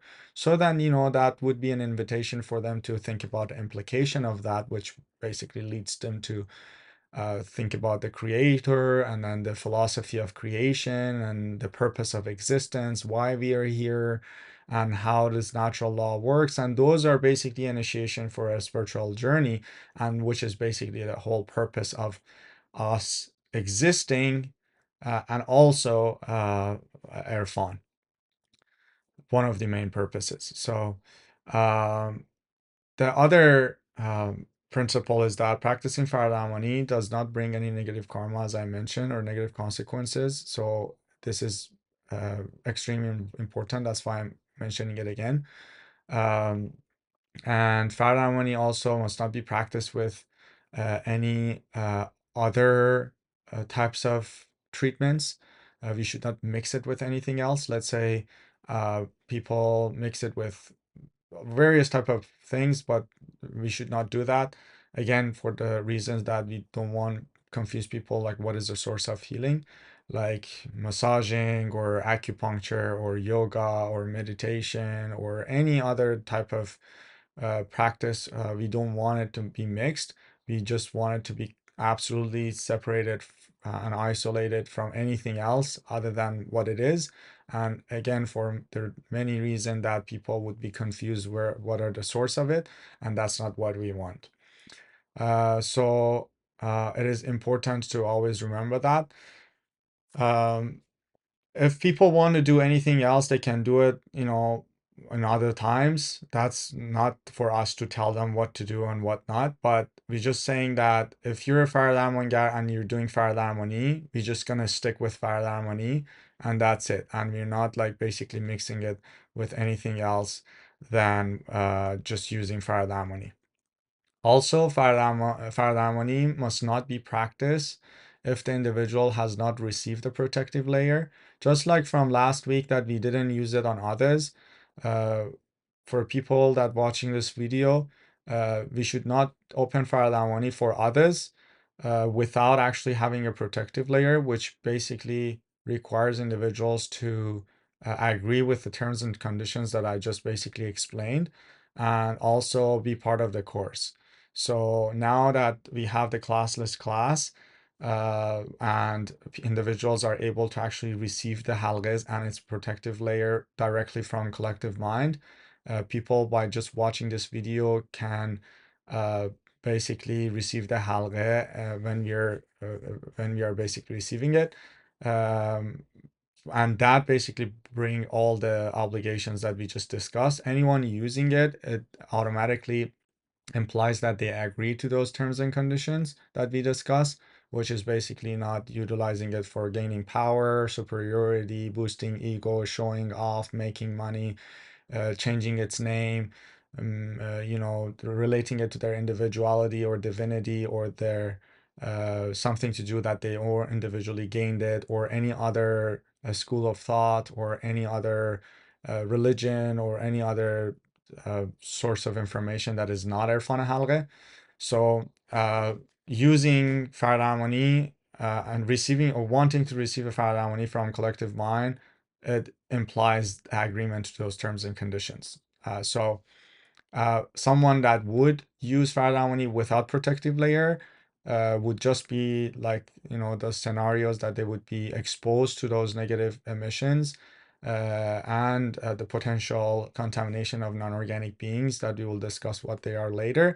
And they would have both short and long-term effects. Just like any other illnesses or disorders, if you're exposed to someone with a virus or an illness, or in the case of medical students, people could be affected by it. But if you're agreeing with the terms and conditions and receive the protective layer, then it's okay. You're completely protected for any of those situations, and then there's nothing to be concerned. After receiving the protective layer, individuals are able to do Faradamani for others and for themselves. So it is very important to also be aware of these points. Interuniversal consciousness is what is behind Farad Harmony, and the interuniversal consciousness is also itself an agent of God. So individuals um, cannot really limit the capability and capacity that it has, and rendering or considering any type of illness or disorder incurable, or saying that is not possible. So it's not up to us to make that decision. It is anything is possible for Farad Amani, and it's important to understand. So, considering the divine intelligence does not require anything else, because by definition it has everything that is needed, we should not try to add anything to it or extra element to it. So all the extra elements are eliminated because the divine intelligence, the T consciousness network that created the entire existence, already has all the information and everything necessary for everything to work. So we don't really need to add any element to it. If we do so, it implies that the T consciousness network is not complete and has deficiencies, and then we are in a position to basically find that fault and fix it. Since we are not in that position, and since the T consciousness network is complete on its own, it doesn't need anything to basically add it to it. So that also another important factor. This also covers one of the points that we discussed in the certificate of oath, and basically is one of the violations of natural law to mix uh, something with this practice, because as we mentioned, it doesn't really need it.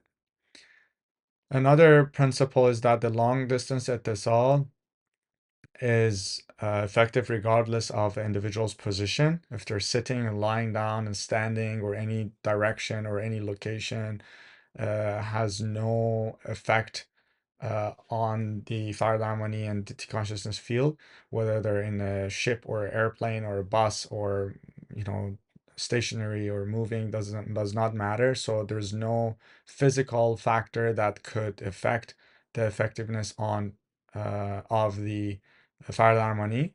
As we mentioned, the only factor that could affect Farad Harmony on the individuals is those factor that we discussed earlier, which is mental block, or the people don't want it at all, or they ridiculing it. So those are the things that would stop the connections to work for them, but anything else has no role in it.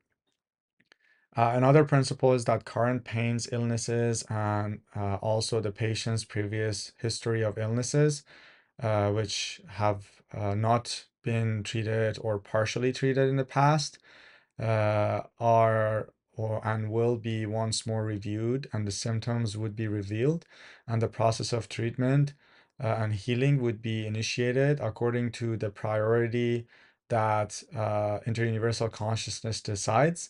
And then through that priority, those issues would come up on the surface and show the symptoms in a process of expulsions.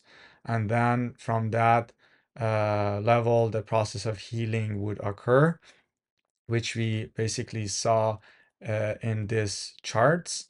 So here we see the illness, and then the scan, and the process of healing, and then in this process the expulsions might happen, and notifications of the symptoms coming up on the surface, and then it would be healed. The priority of the illnesses and issues that we have is on the consciousness network, and individuals have no role to direct the healing process to one issues or the other, or change the priority.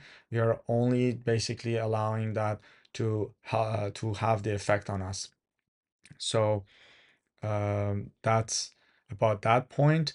So when individuals are being under the influence of the consciousness field, their all the layers of existence get scanned, and then come up on the surface.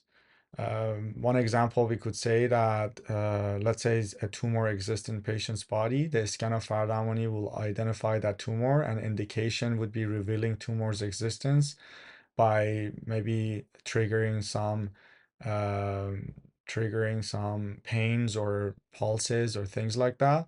However, that expulsions would in no way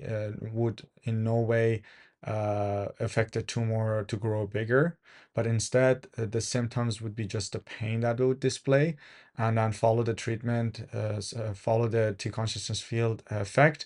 The healing process would happen, and then it can even like shrink it or stop its growth, and then see the improvement eventually.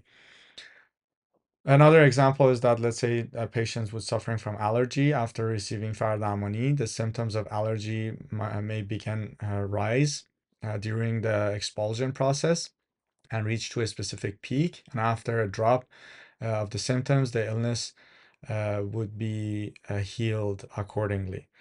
Again, there are various different type of scenarios that could happen. We go through them more as we go further, but just some general understanding of what you expect when you do apply Faraday money, and you see in these charts that how they look like. And then there's some times that the peak of the illness and pain is gets worse than the initial situation, and then the process of healing starts, which I mentioned that is important for us to have that clarity for ourselves and others when we're working with viral harmony.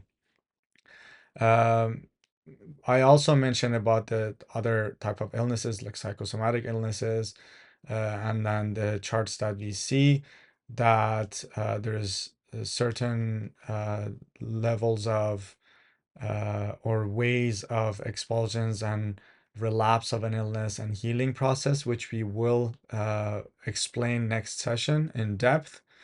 But here we're just basically going over some of these different charts and graphs and how the scan could um, really work.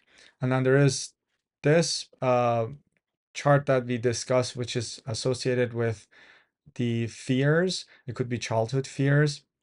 Any childhood fear would be recorded in our subconscious layer. And in any case that is present, the individuals would encounter two type of reports. The first one, the patients would not really remember having any history of the previous fear or phobias, but after the scan, uh, those type of scenarios come up. So some ambiguous or unknown fears might arise that they might not be aware of or had memory of.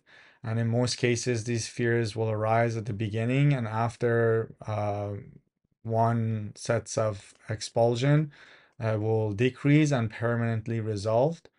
And this process could happen in the form of nightmares and in dreams. So some people after scans might have some nightmares coming up, and those are basically showing that there is some uh, childhood fears coming up on the surface. The second group are the ones that are actually aware of that and had the history of fear. And then what happens is that after a scan, that experience, the fear might actually increase at the beginning, and then later would decrease and would be resolved. So it is important to be aware of all these circumstances. So when it happens and when we hear the report, it's not like we're gonna panic and say like what is going on or if something's going wrong. We just know that we can assure the individuals that this is just part of a process and then it's normal and it will be resolved soon. So by continuing that.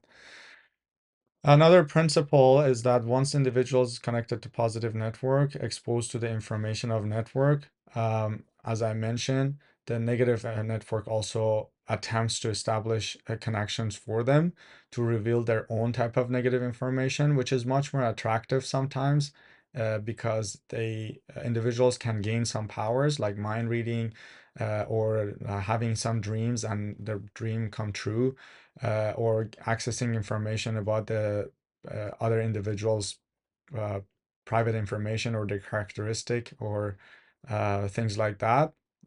So it is important for us to know that we should avoid any enthusiasm toward these type of information because it has negative consequences. Nothing is from the negative network is for free, and it has some negative consequences that would follow after utilizing those type of powers. So these type of information that could happen during the sleep as well. So for either positive and negative network, they could basically have some effects in our dream or have some information in our dream. So we just want to keep an eye on it. And then if anything that has anything to do with superiority or gaining some individual power that would basically um, violate other people's confidentiality and privacy and puts us in a superior position on an individual oriented profiting type of way, we want to avoid it. Another principle is that in Erfan Halgheh, any individual's intervention and personal characteristic, geographic or regional condition or personal abilities and facilities or anything like that has no role in establishing the etisal and collection and or receiving any spiritual awareness, epiphanies, and revelations.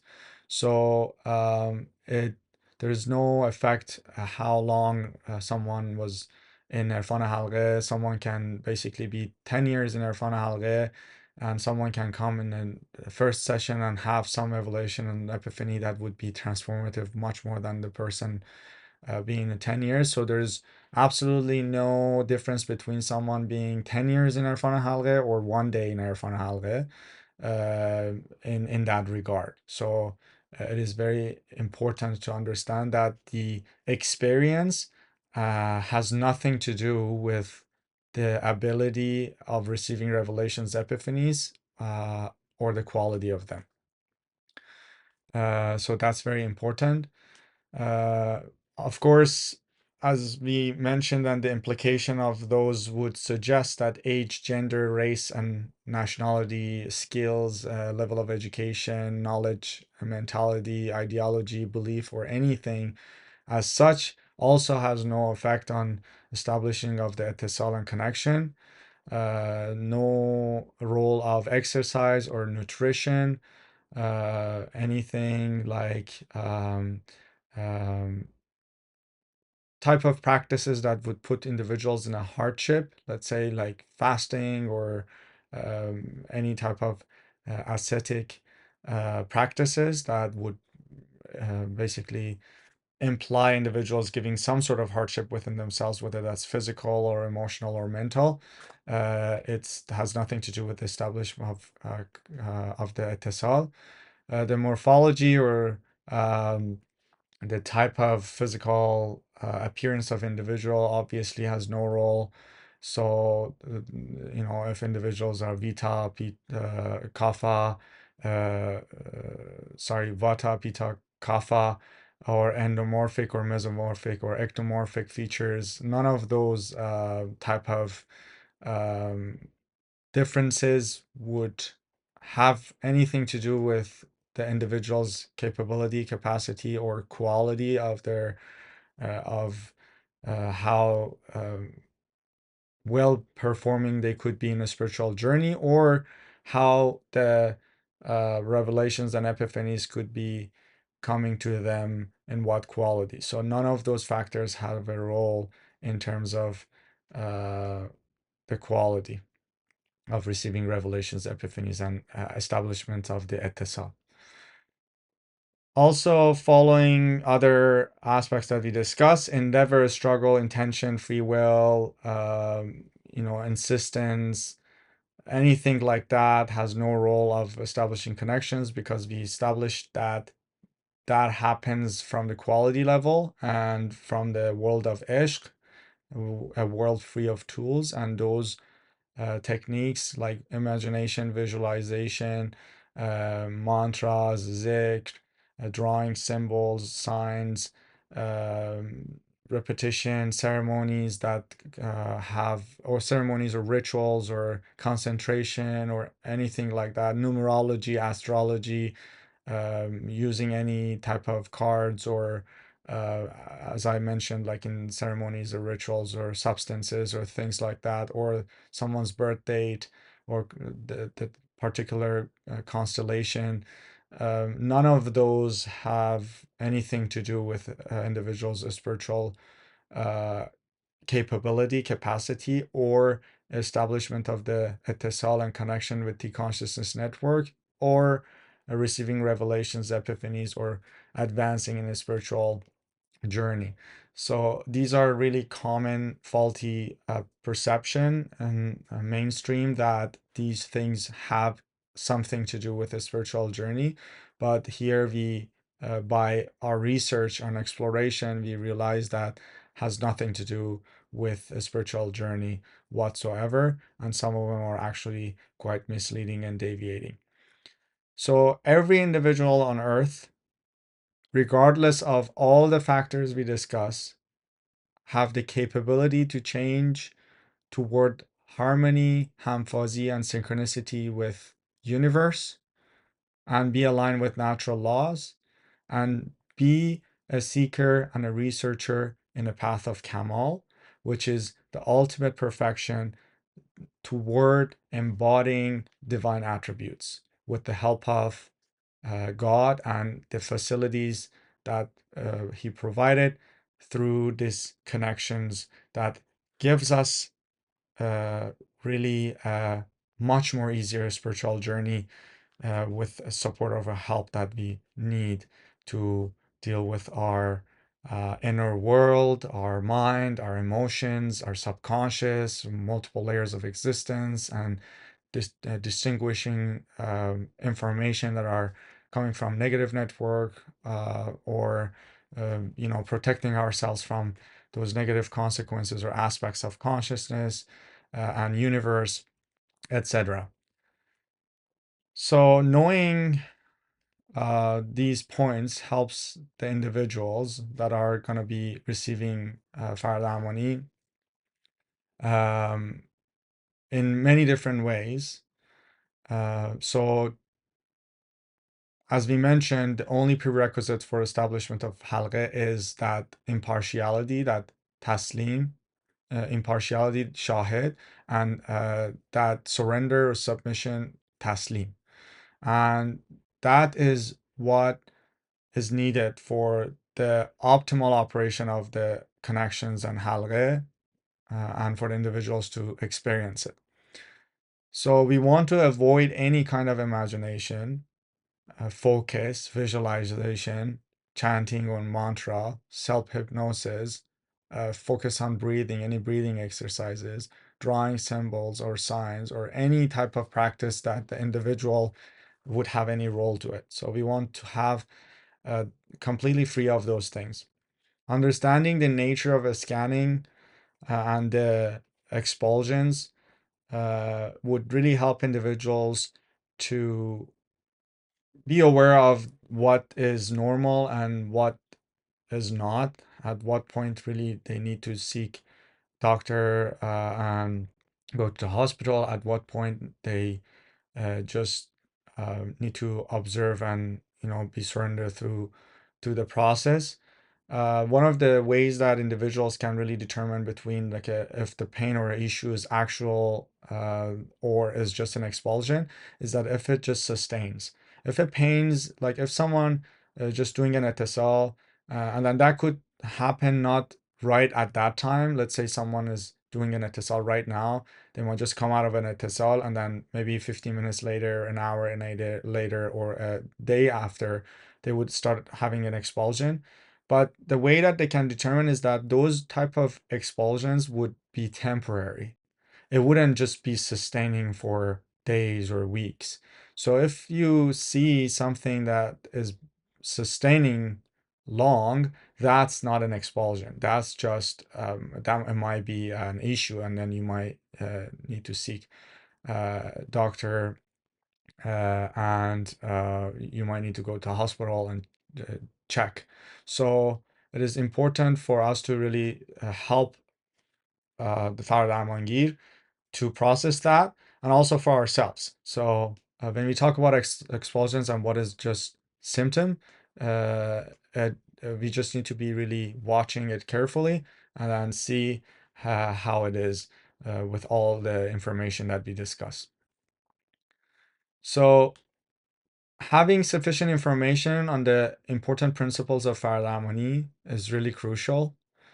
Being familiar with the different charts and trends and expulsion process and the different type of time span that can happen is very important for ourselves and others, so that we can really help individuals to have that journey comfortably, and also not having some of those factors and lack of assurance to be something that they would be discouraged of using Faradar money to be able to actually benefit from it.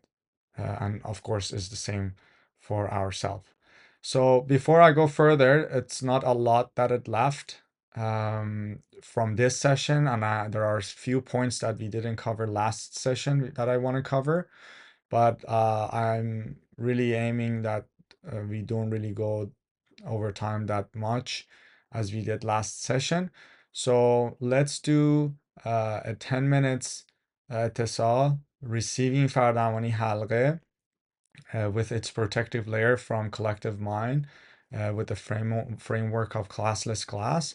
And I just want to again mention that receiving this halqe would imply that you agree with the terms that we discussed, that we will use it only for individual ourselves and other individuals' well-being. We're not gonna gain any personal or personal gain or boosting ego or sharing or sorry showing off or anything that would be self-benefiting or self-gracing, and is only going to be used just for other individuals' well-being and for humanitarian purposes, and being honest with the source of it and the name of it, how it is, and how that is completely independent from anything to do with ourself. So I'm not going to overall that we discussed again, just wanted to give you a reminder. So let's receive the protective layer of Faradamani along with its halqe from collective mind, and then we will be back um, continuing our discussion. Thank you.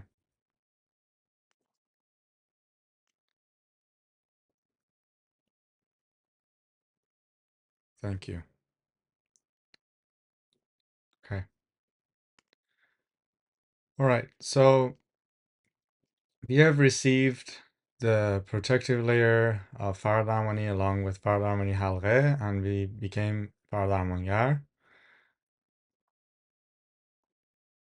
And as I mentioned, that would imply that we agree to the terms. And so for individuals that are taking this course, please sign up through the Taheri Academy website or the application. You can find it on Google Play or App Store. It has a yellow logo of the Erfan Halgheh, original logo that you've seen at the beginning. And you can create a account for the old program, and then there you can access the resources that are there from Dr. Tari, and original um, lectures and also the texts, but it's in Farsi. The translation work has been done to provide it for English speaking world as well. But creating that would you can actually, like, the website is in English as well, so you can actually create and make the username, just the content. It's not English yet, but it will give you access that if you want to submit for your certificate. As I mentioned, you can either get an electronic copy or hard copy, There is a fee associated with it, depending on where you're at, what country you're from.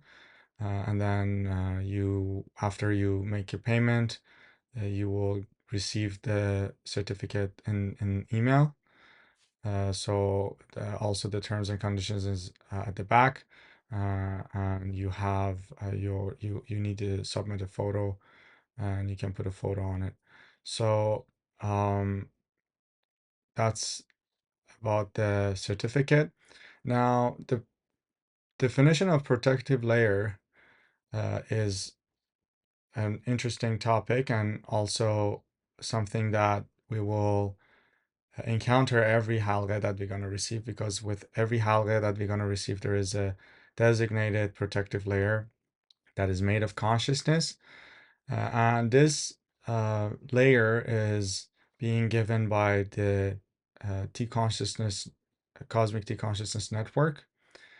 And it would protect the individuals in this case, in the case of Farad Amani, regardless of whether they do it from long distance or short distance, from any point of faulty cellular consciousness, negative consciousness, and also non-organic viruses.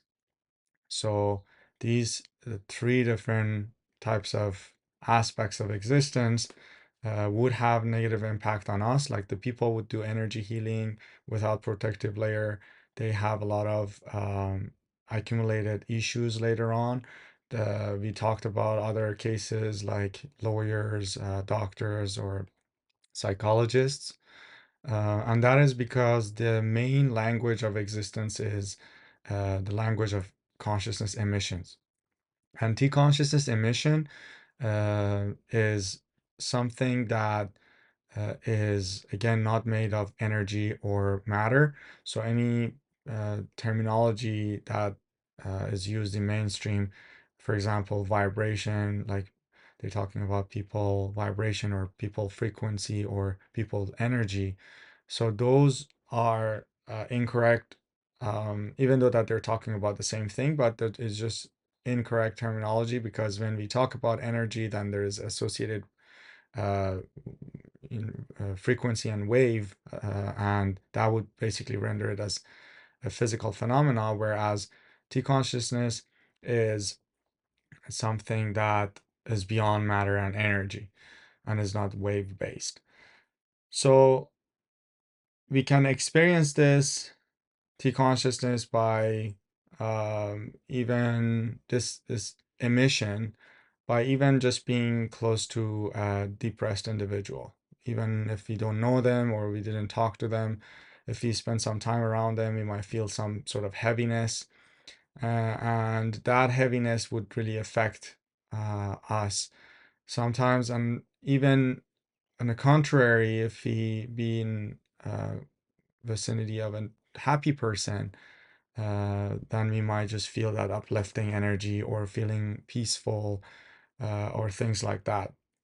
So the the T-consciousness emission of the individual, this aspects that is presented and defined by Dr. Taheri, this element aspects of existence, has many different faces. So if you want to think about it, T-consciousness is the fundamental brick of existence.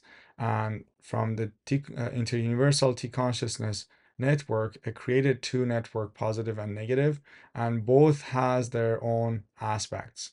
So we have positive T-consciousness, negative T-consciousness, and then, as I mentioned, what we're using in Erfan Halgheh is the positive T consciousness network, and utilizing these connections and ittisal that helps us with many different things. But there's also the negative T consciousness, which we can get affected by. And that's what, let's say, psychologists that are have to basically be in a close proximity of a lot of individuals dealing with depression or mental issues, talk with them all for a long time, really focus on them and concentrated on them. They're in one of the most vulnerable for these negative T consciousness emissions that can cause all sorts of difficulties or even some tics, the personal tics of those individuals with the different illnesses could be transferred to those individuals through negative T consciousness. And just like that, other individuals in different professions that also like counselors or people that do hypnosis, or let's say lawyers, could be vulnerable for, even dentists could be vulnerable with this types of contamination and negative T consciousness contamination.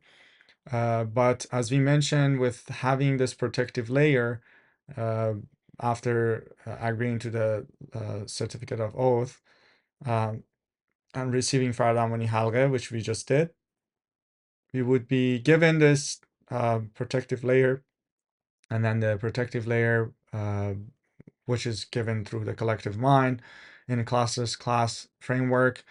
And then from that from that point on, you're able to actually be using Faradawani, work with others. Even if you need to talk to them, you're just going to be really immune by all those negative T consciousness impacts. For people that they're receiving this protective layer, it doesn't matter again in what type of position they are, if they're sitting, lying down, standing, if they're moving, doesn't matter, they will still receive the halqeh and its protective layer. And the experience of that is just unique, just like a fingerprint for each individual. And some each individuals will experience that in a specific way, but all of them basically doing the same thing, protecting the individuals from those negative T consciousness emissions. So now that we talked about the protective layer, let's jump into some of the information that we should have covered last week. And we want to also address if there's any questions at the end. So I'll cover some of the information that we skipped, and then we're going to address those questions. So um, there is a concept that we skipped last week, and that's definition of rend.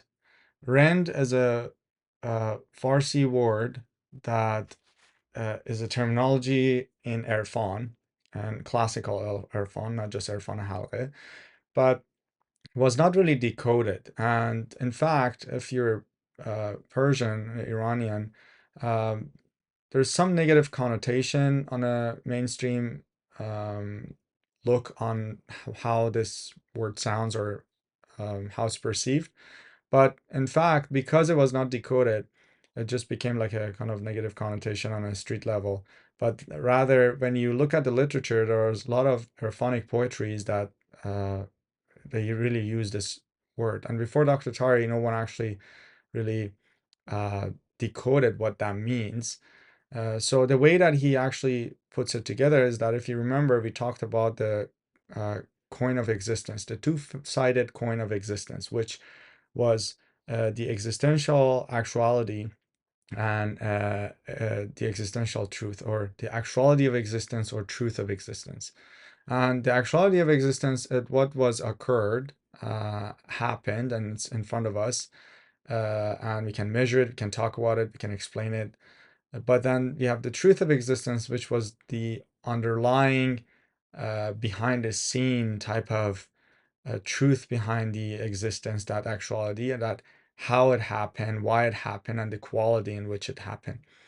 So we were establishing the understanding that if we go too much toward actuality of existence, the consequence would be we become a scientist, a businessman, a very, very logical left brain man, who's only see the physicality and what is actualized, and that actuality of existence. And then we also looked at the truth of existence, which corresponds with that quality world, and then that world that implies our physical universe is illusory, and going too far toward that, it would renders the individuals insane. Or and someone wants to just basically don't get involved with like making money or having a job, or nothing would basically make sense, and they would just end up in a desert, or in a cave, and that would basically be an um, extreme direction if we were to look everything as an illusory, and then not real, not truth. So here we know that those two aspects exist simultaneously, and they're just two sides of the coin.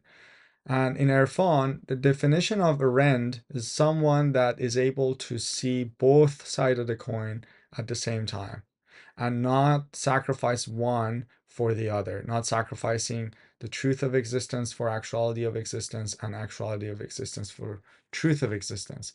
And such an individual would be a balanced individual, would not allow the uh, virtuality and illusion of the world to make them discouraged, and not wanting to basically do anything with the physicality of it, or someone that is completely denying or rejecting the existence of the quality, or not being interested on that and merely focused on the physicality of it.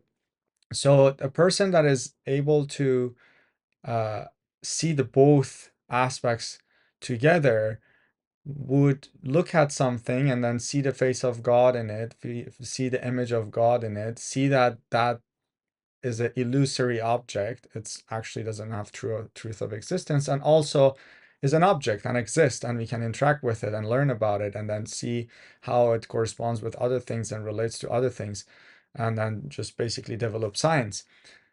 So it is important to see these two qualities together, and that gives a very specific quality of the individual's perception. And the implication of such a perception is really, really, really important.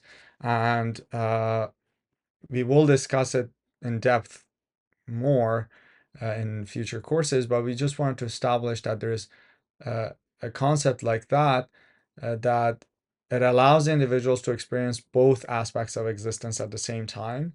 And with that type of operation, someone that is too on a step of logic falls in love, and then someone that is too in love becomes logical, and then there is this fine line in between, that someone is logical and in love at the same time, because going toward the truth of existence, it makes people fall in love in that quality world to the level of insanity, and too much toward the actuality of existence makes them so logical that everything becomes robotic and rigid and cold and soulless. And that is something that we see in a lot of different aspects. For example, if there's no love in, let's say, if there's no ishq in economy, then everyone becomes so self-centered that we allow so much starvation and poverty in the world, and it seems like no one's really get bothered by it enough to on the rich spectrum that would want to do something practically. Yes, there are words, but words never just actually feed them. With the amount of resources and money we have, somehow we still not able to manage that. Or, if we have that ishq operation, we can't just basically dig and take away from earth without, having some respect and thinking about a harmonious way of doing it. So there's so many different consequences of not being familiar with the truth of existence, and we think like, this world is just this physical world, so better live as much and earn as much and have a joy as much as you can, and then not caring about what happens, because eventually it's just gonna end and that's it. But a truth of existence is like, no, it might actually continue and have much more behind it than just a jungle that is its law is basically eat or you get eaten, or that kind of like a um, superiority power oriented operation. So Again, that type of awareness of both aspects of existence have a lot of implication, and it causes a lot of different worldview and different operation and way of being that it's pursued in the path of Erfan. So one of the definitions of Erfan is being present on the step of Ishq and reaching that illumination, that epiphany and awareness, divine knowledge, understanding, innate level comprehension. And then also being able to be on a step of logic and act in a way that we would just bring it back and then just pursue it in a logical way, in a rational way, and just have understanding of the science and things that on is on the logical level.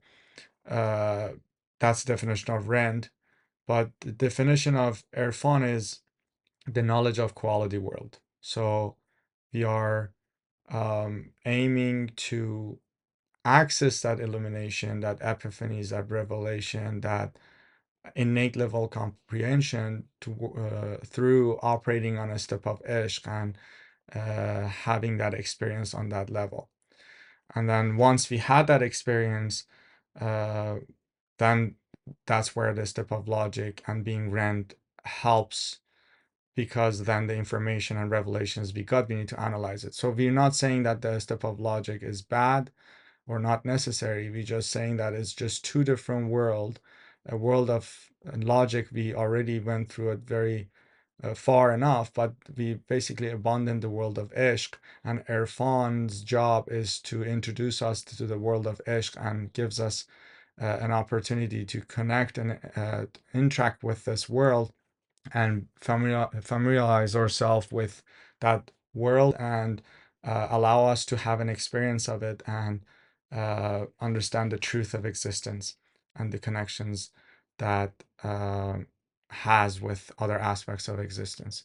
So a general view and in brief, the world of Erfan has specific characteristics that is important for us to understand. Because it's a world of ishq, there is no techniques or methods or skills or anyone could achieve it with advice or counseling or preaching or reasoning or endeavor or effort. So it's a world without tools. And it doesn't matter what kind of tools, intermediary or main tools, uh, as we mentioned, like visualizations, mental effort, mantras, all those, zikr, all those things are also considered tools. And it's also a world beyond um, kind of duty in a way that someone is obligated to do something, because ishq is not performance based or is not about fulfilling responsibilities or you know kind of being on a mission and accomplishing that mission. It's about or fulfilling an obligation. It's purely from love and ishq. It's from that level. So it is important to really distinguish that. So anything that wants to really be on the step of ishq, then there is nothing to do with the that obligations or force or task description or something like that. Also, the world of Erfan is beyond reward or someone seeking reward, because that is one of the aspects of the world of aql or logic, that it seeks only what it benefits. But in the world of ishq is not after any type of benefits or rewards, and the motivation of a person in love is not gaining those rewards or any type of compensation, but rather is just like a internal fire of passion and enthusiasm that has nothing to do with logical conclusion. Also, the world of Erfan being a world of ishq, there is no place for fear or grief. In the Erfan world, someone that is in love and knows the love of God would never have fear, disappointment, sorrow. Uh, so therefore, there's no way that someone experiences those negative emotions if they are really established in that world and operating from that world. So sorrow, disappointment, hopelessness, stress, loneliness have no place in the world of Erfan. And the only sorrow that is allowed for Arif, the person that is in path of Erfan, is grief of being estranged from God or separated from God or falling apart from his roots and origin.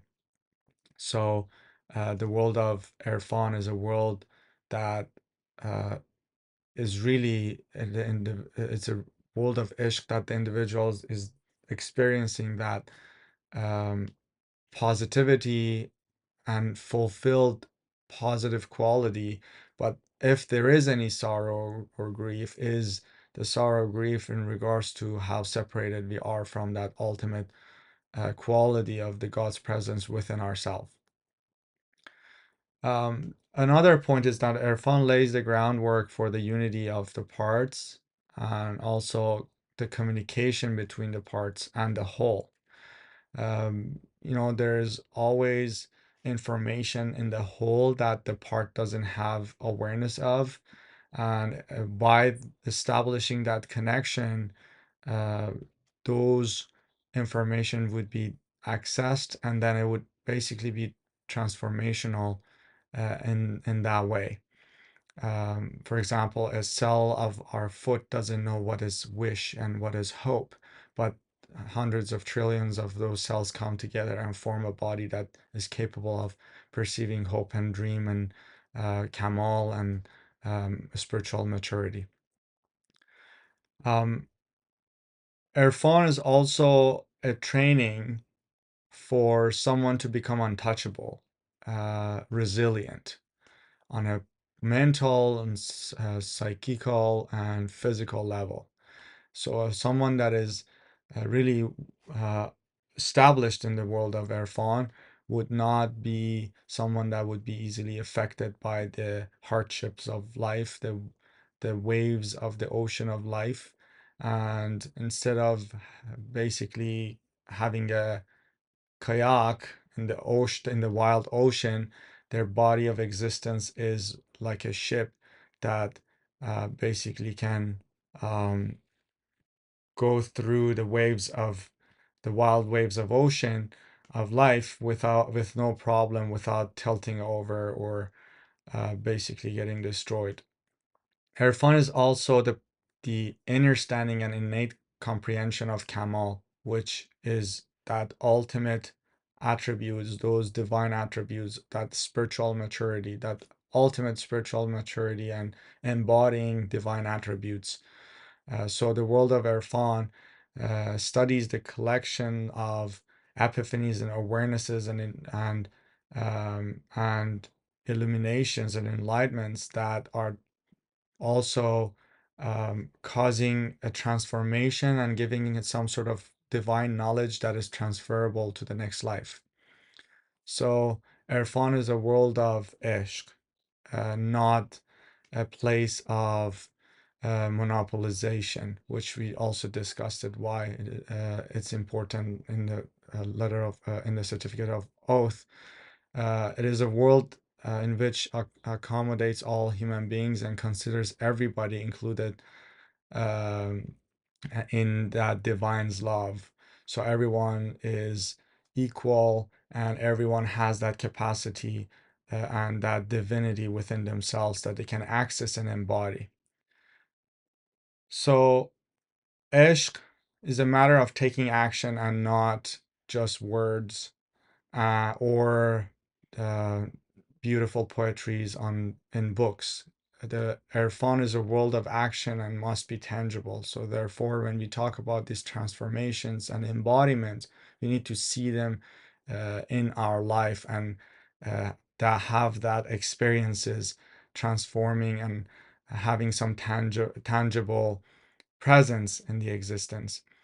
And that's why we need the etisals and halqas that helps us to really experience that aspects of the world of Erfan, which was not really experienced before, because anything in the world of spirituality was uh, mostly beautiful words and promises in the books, but applying them in our day-to-day life was almost impossible, and was not experienced as much. And the world of Erfan is the shift from surface viewing or apparent viewing to uh, inner viewing or innate viewing. And that is a shift from looking everything on the surface of the things, just how they look and appear, but from the depth, innate level, that intrinsic level, that level that it presents its essence. And that view would allow individuals to see the face of God and the image of beloved in everything around it, and then feeling that they are surrounded by that. So I'm just gonna leave uh, the rest of it there because we already half an hour again extra. There are some few points that I will cover next session as well. So just respecting everyone's time. So I'm just gonna call it done for the theoretical aspects. We already discussed the definition of Shahid, an impartial observer. Just going over these pain points to recap and complete our theoretical discussion. And as impartial observer or shahid is a person that it just observes.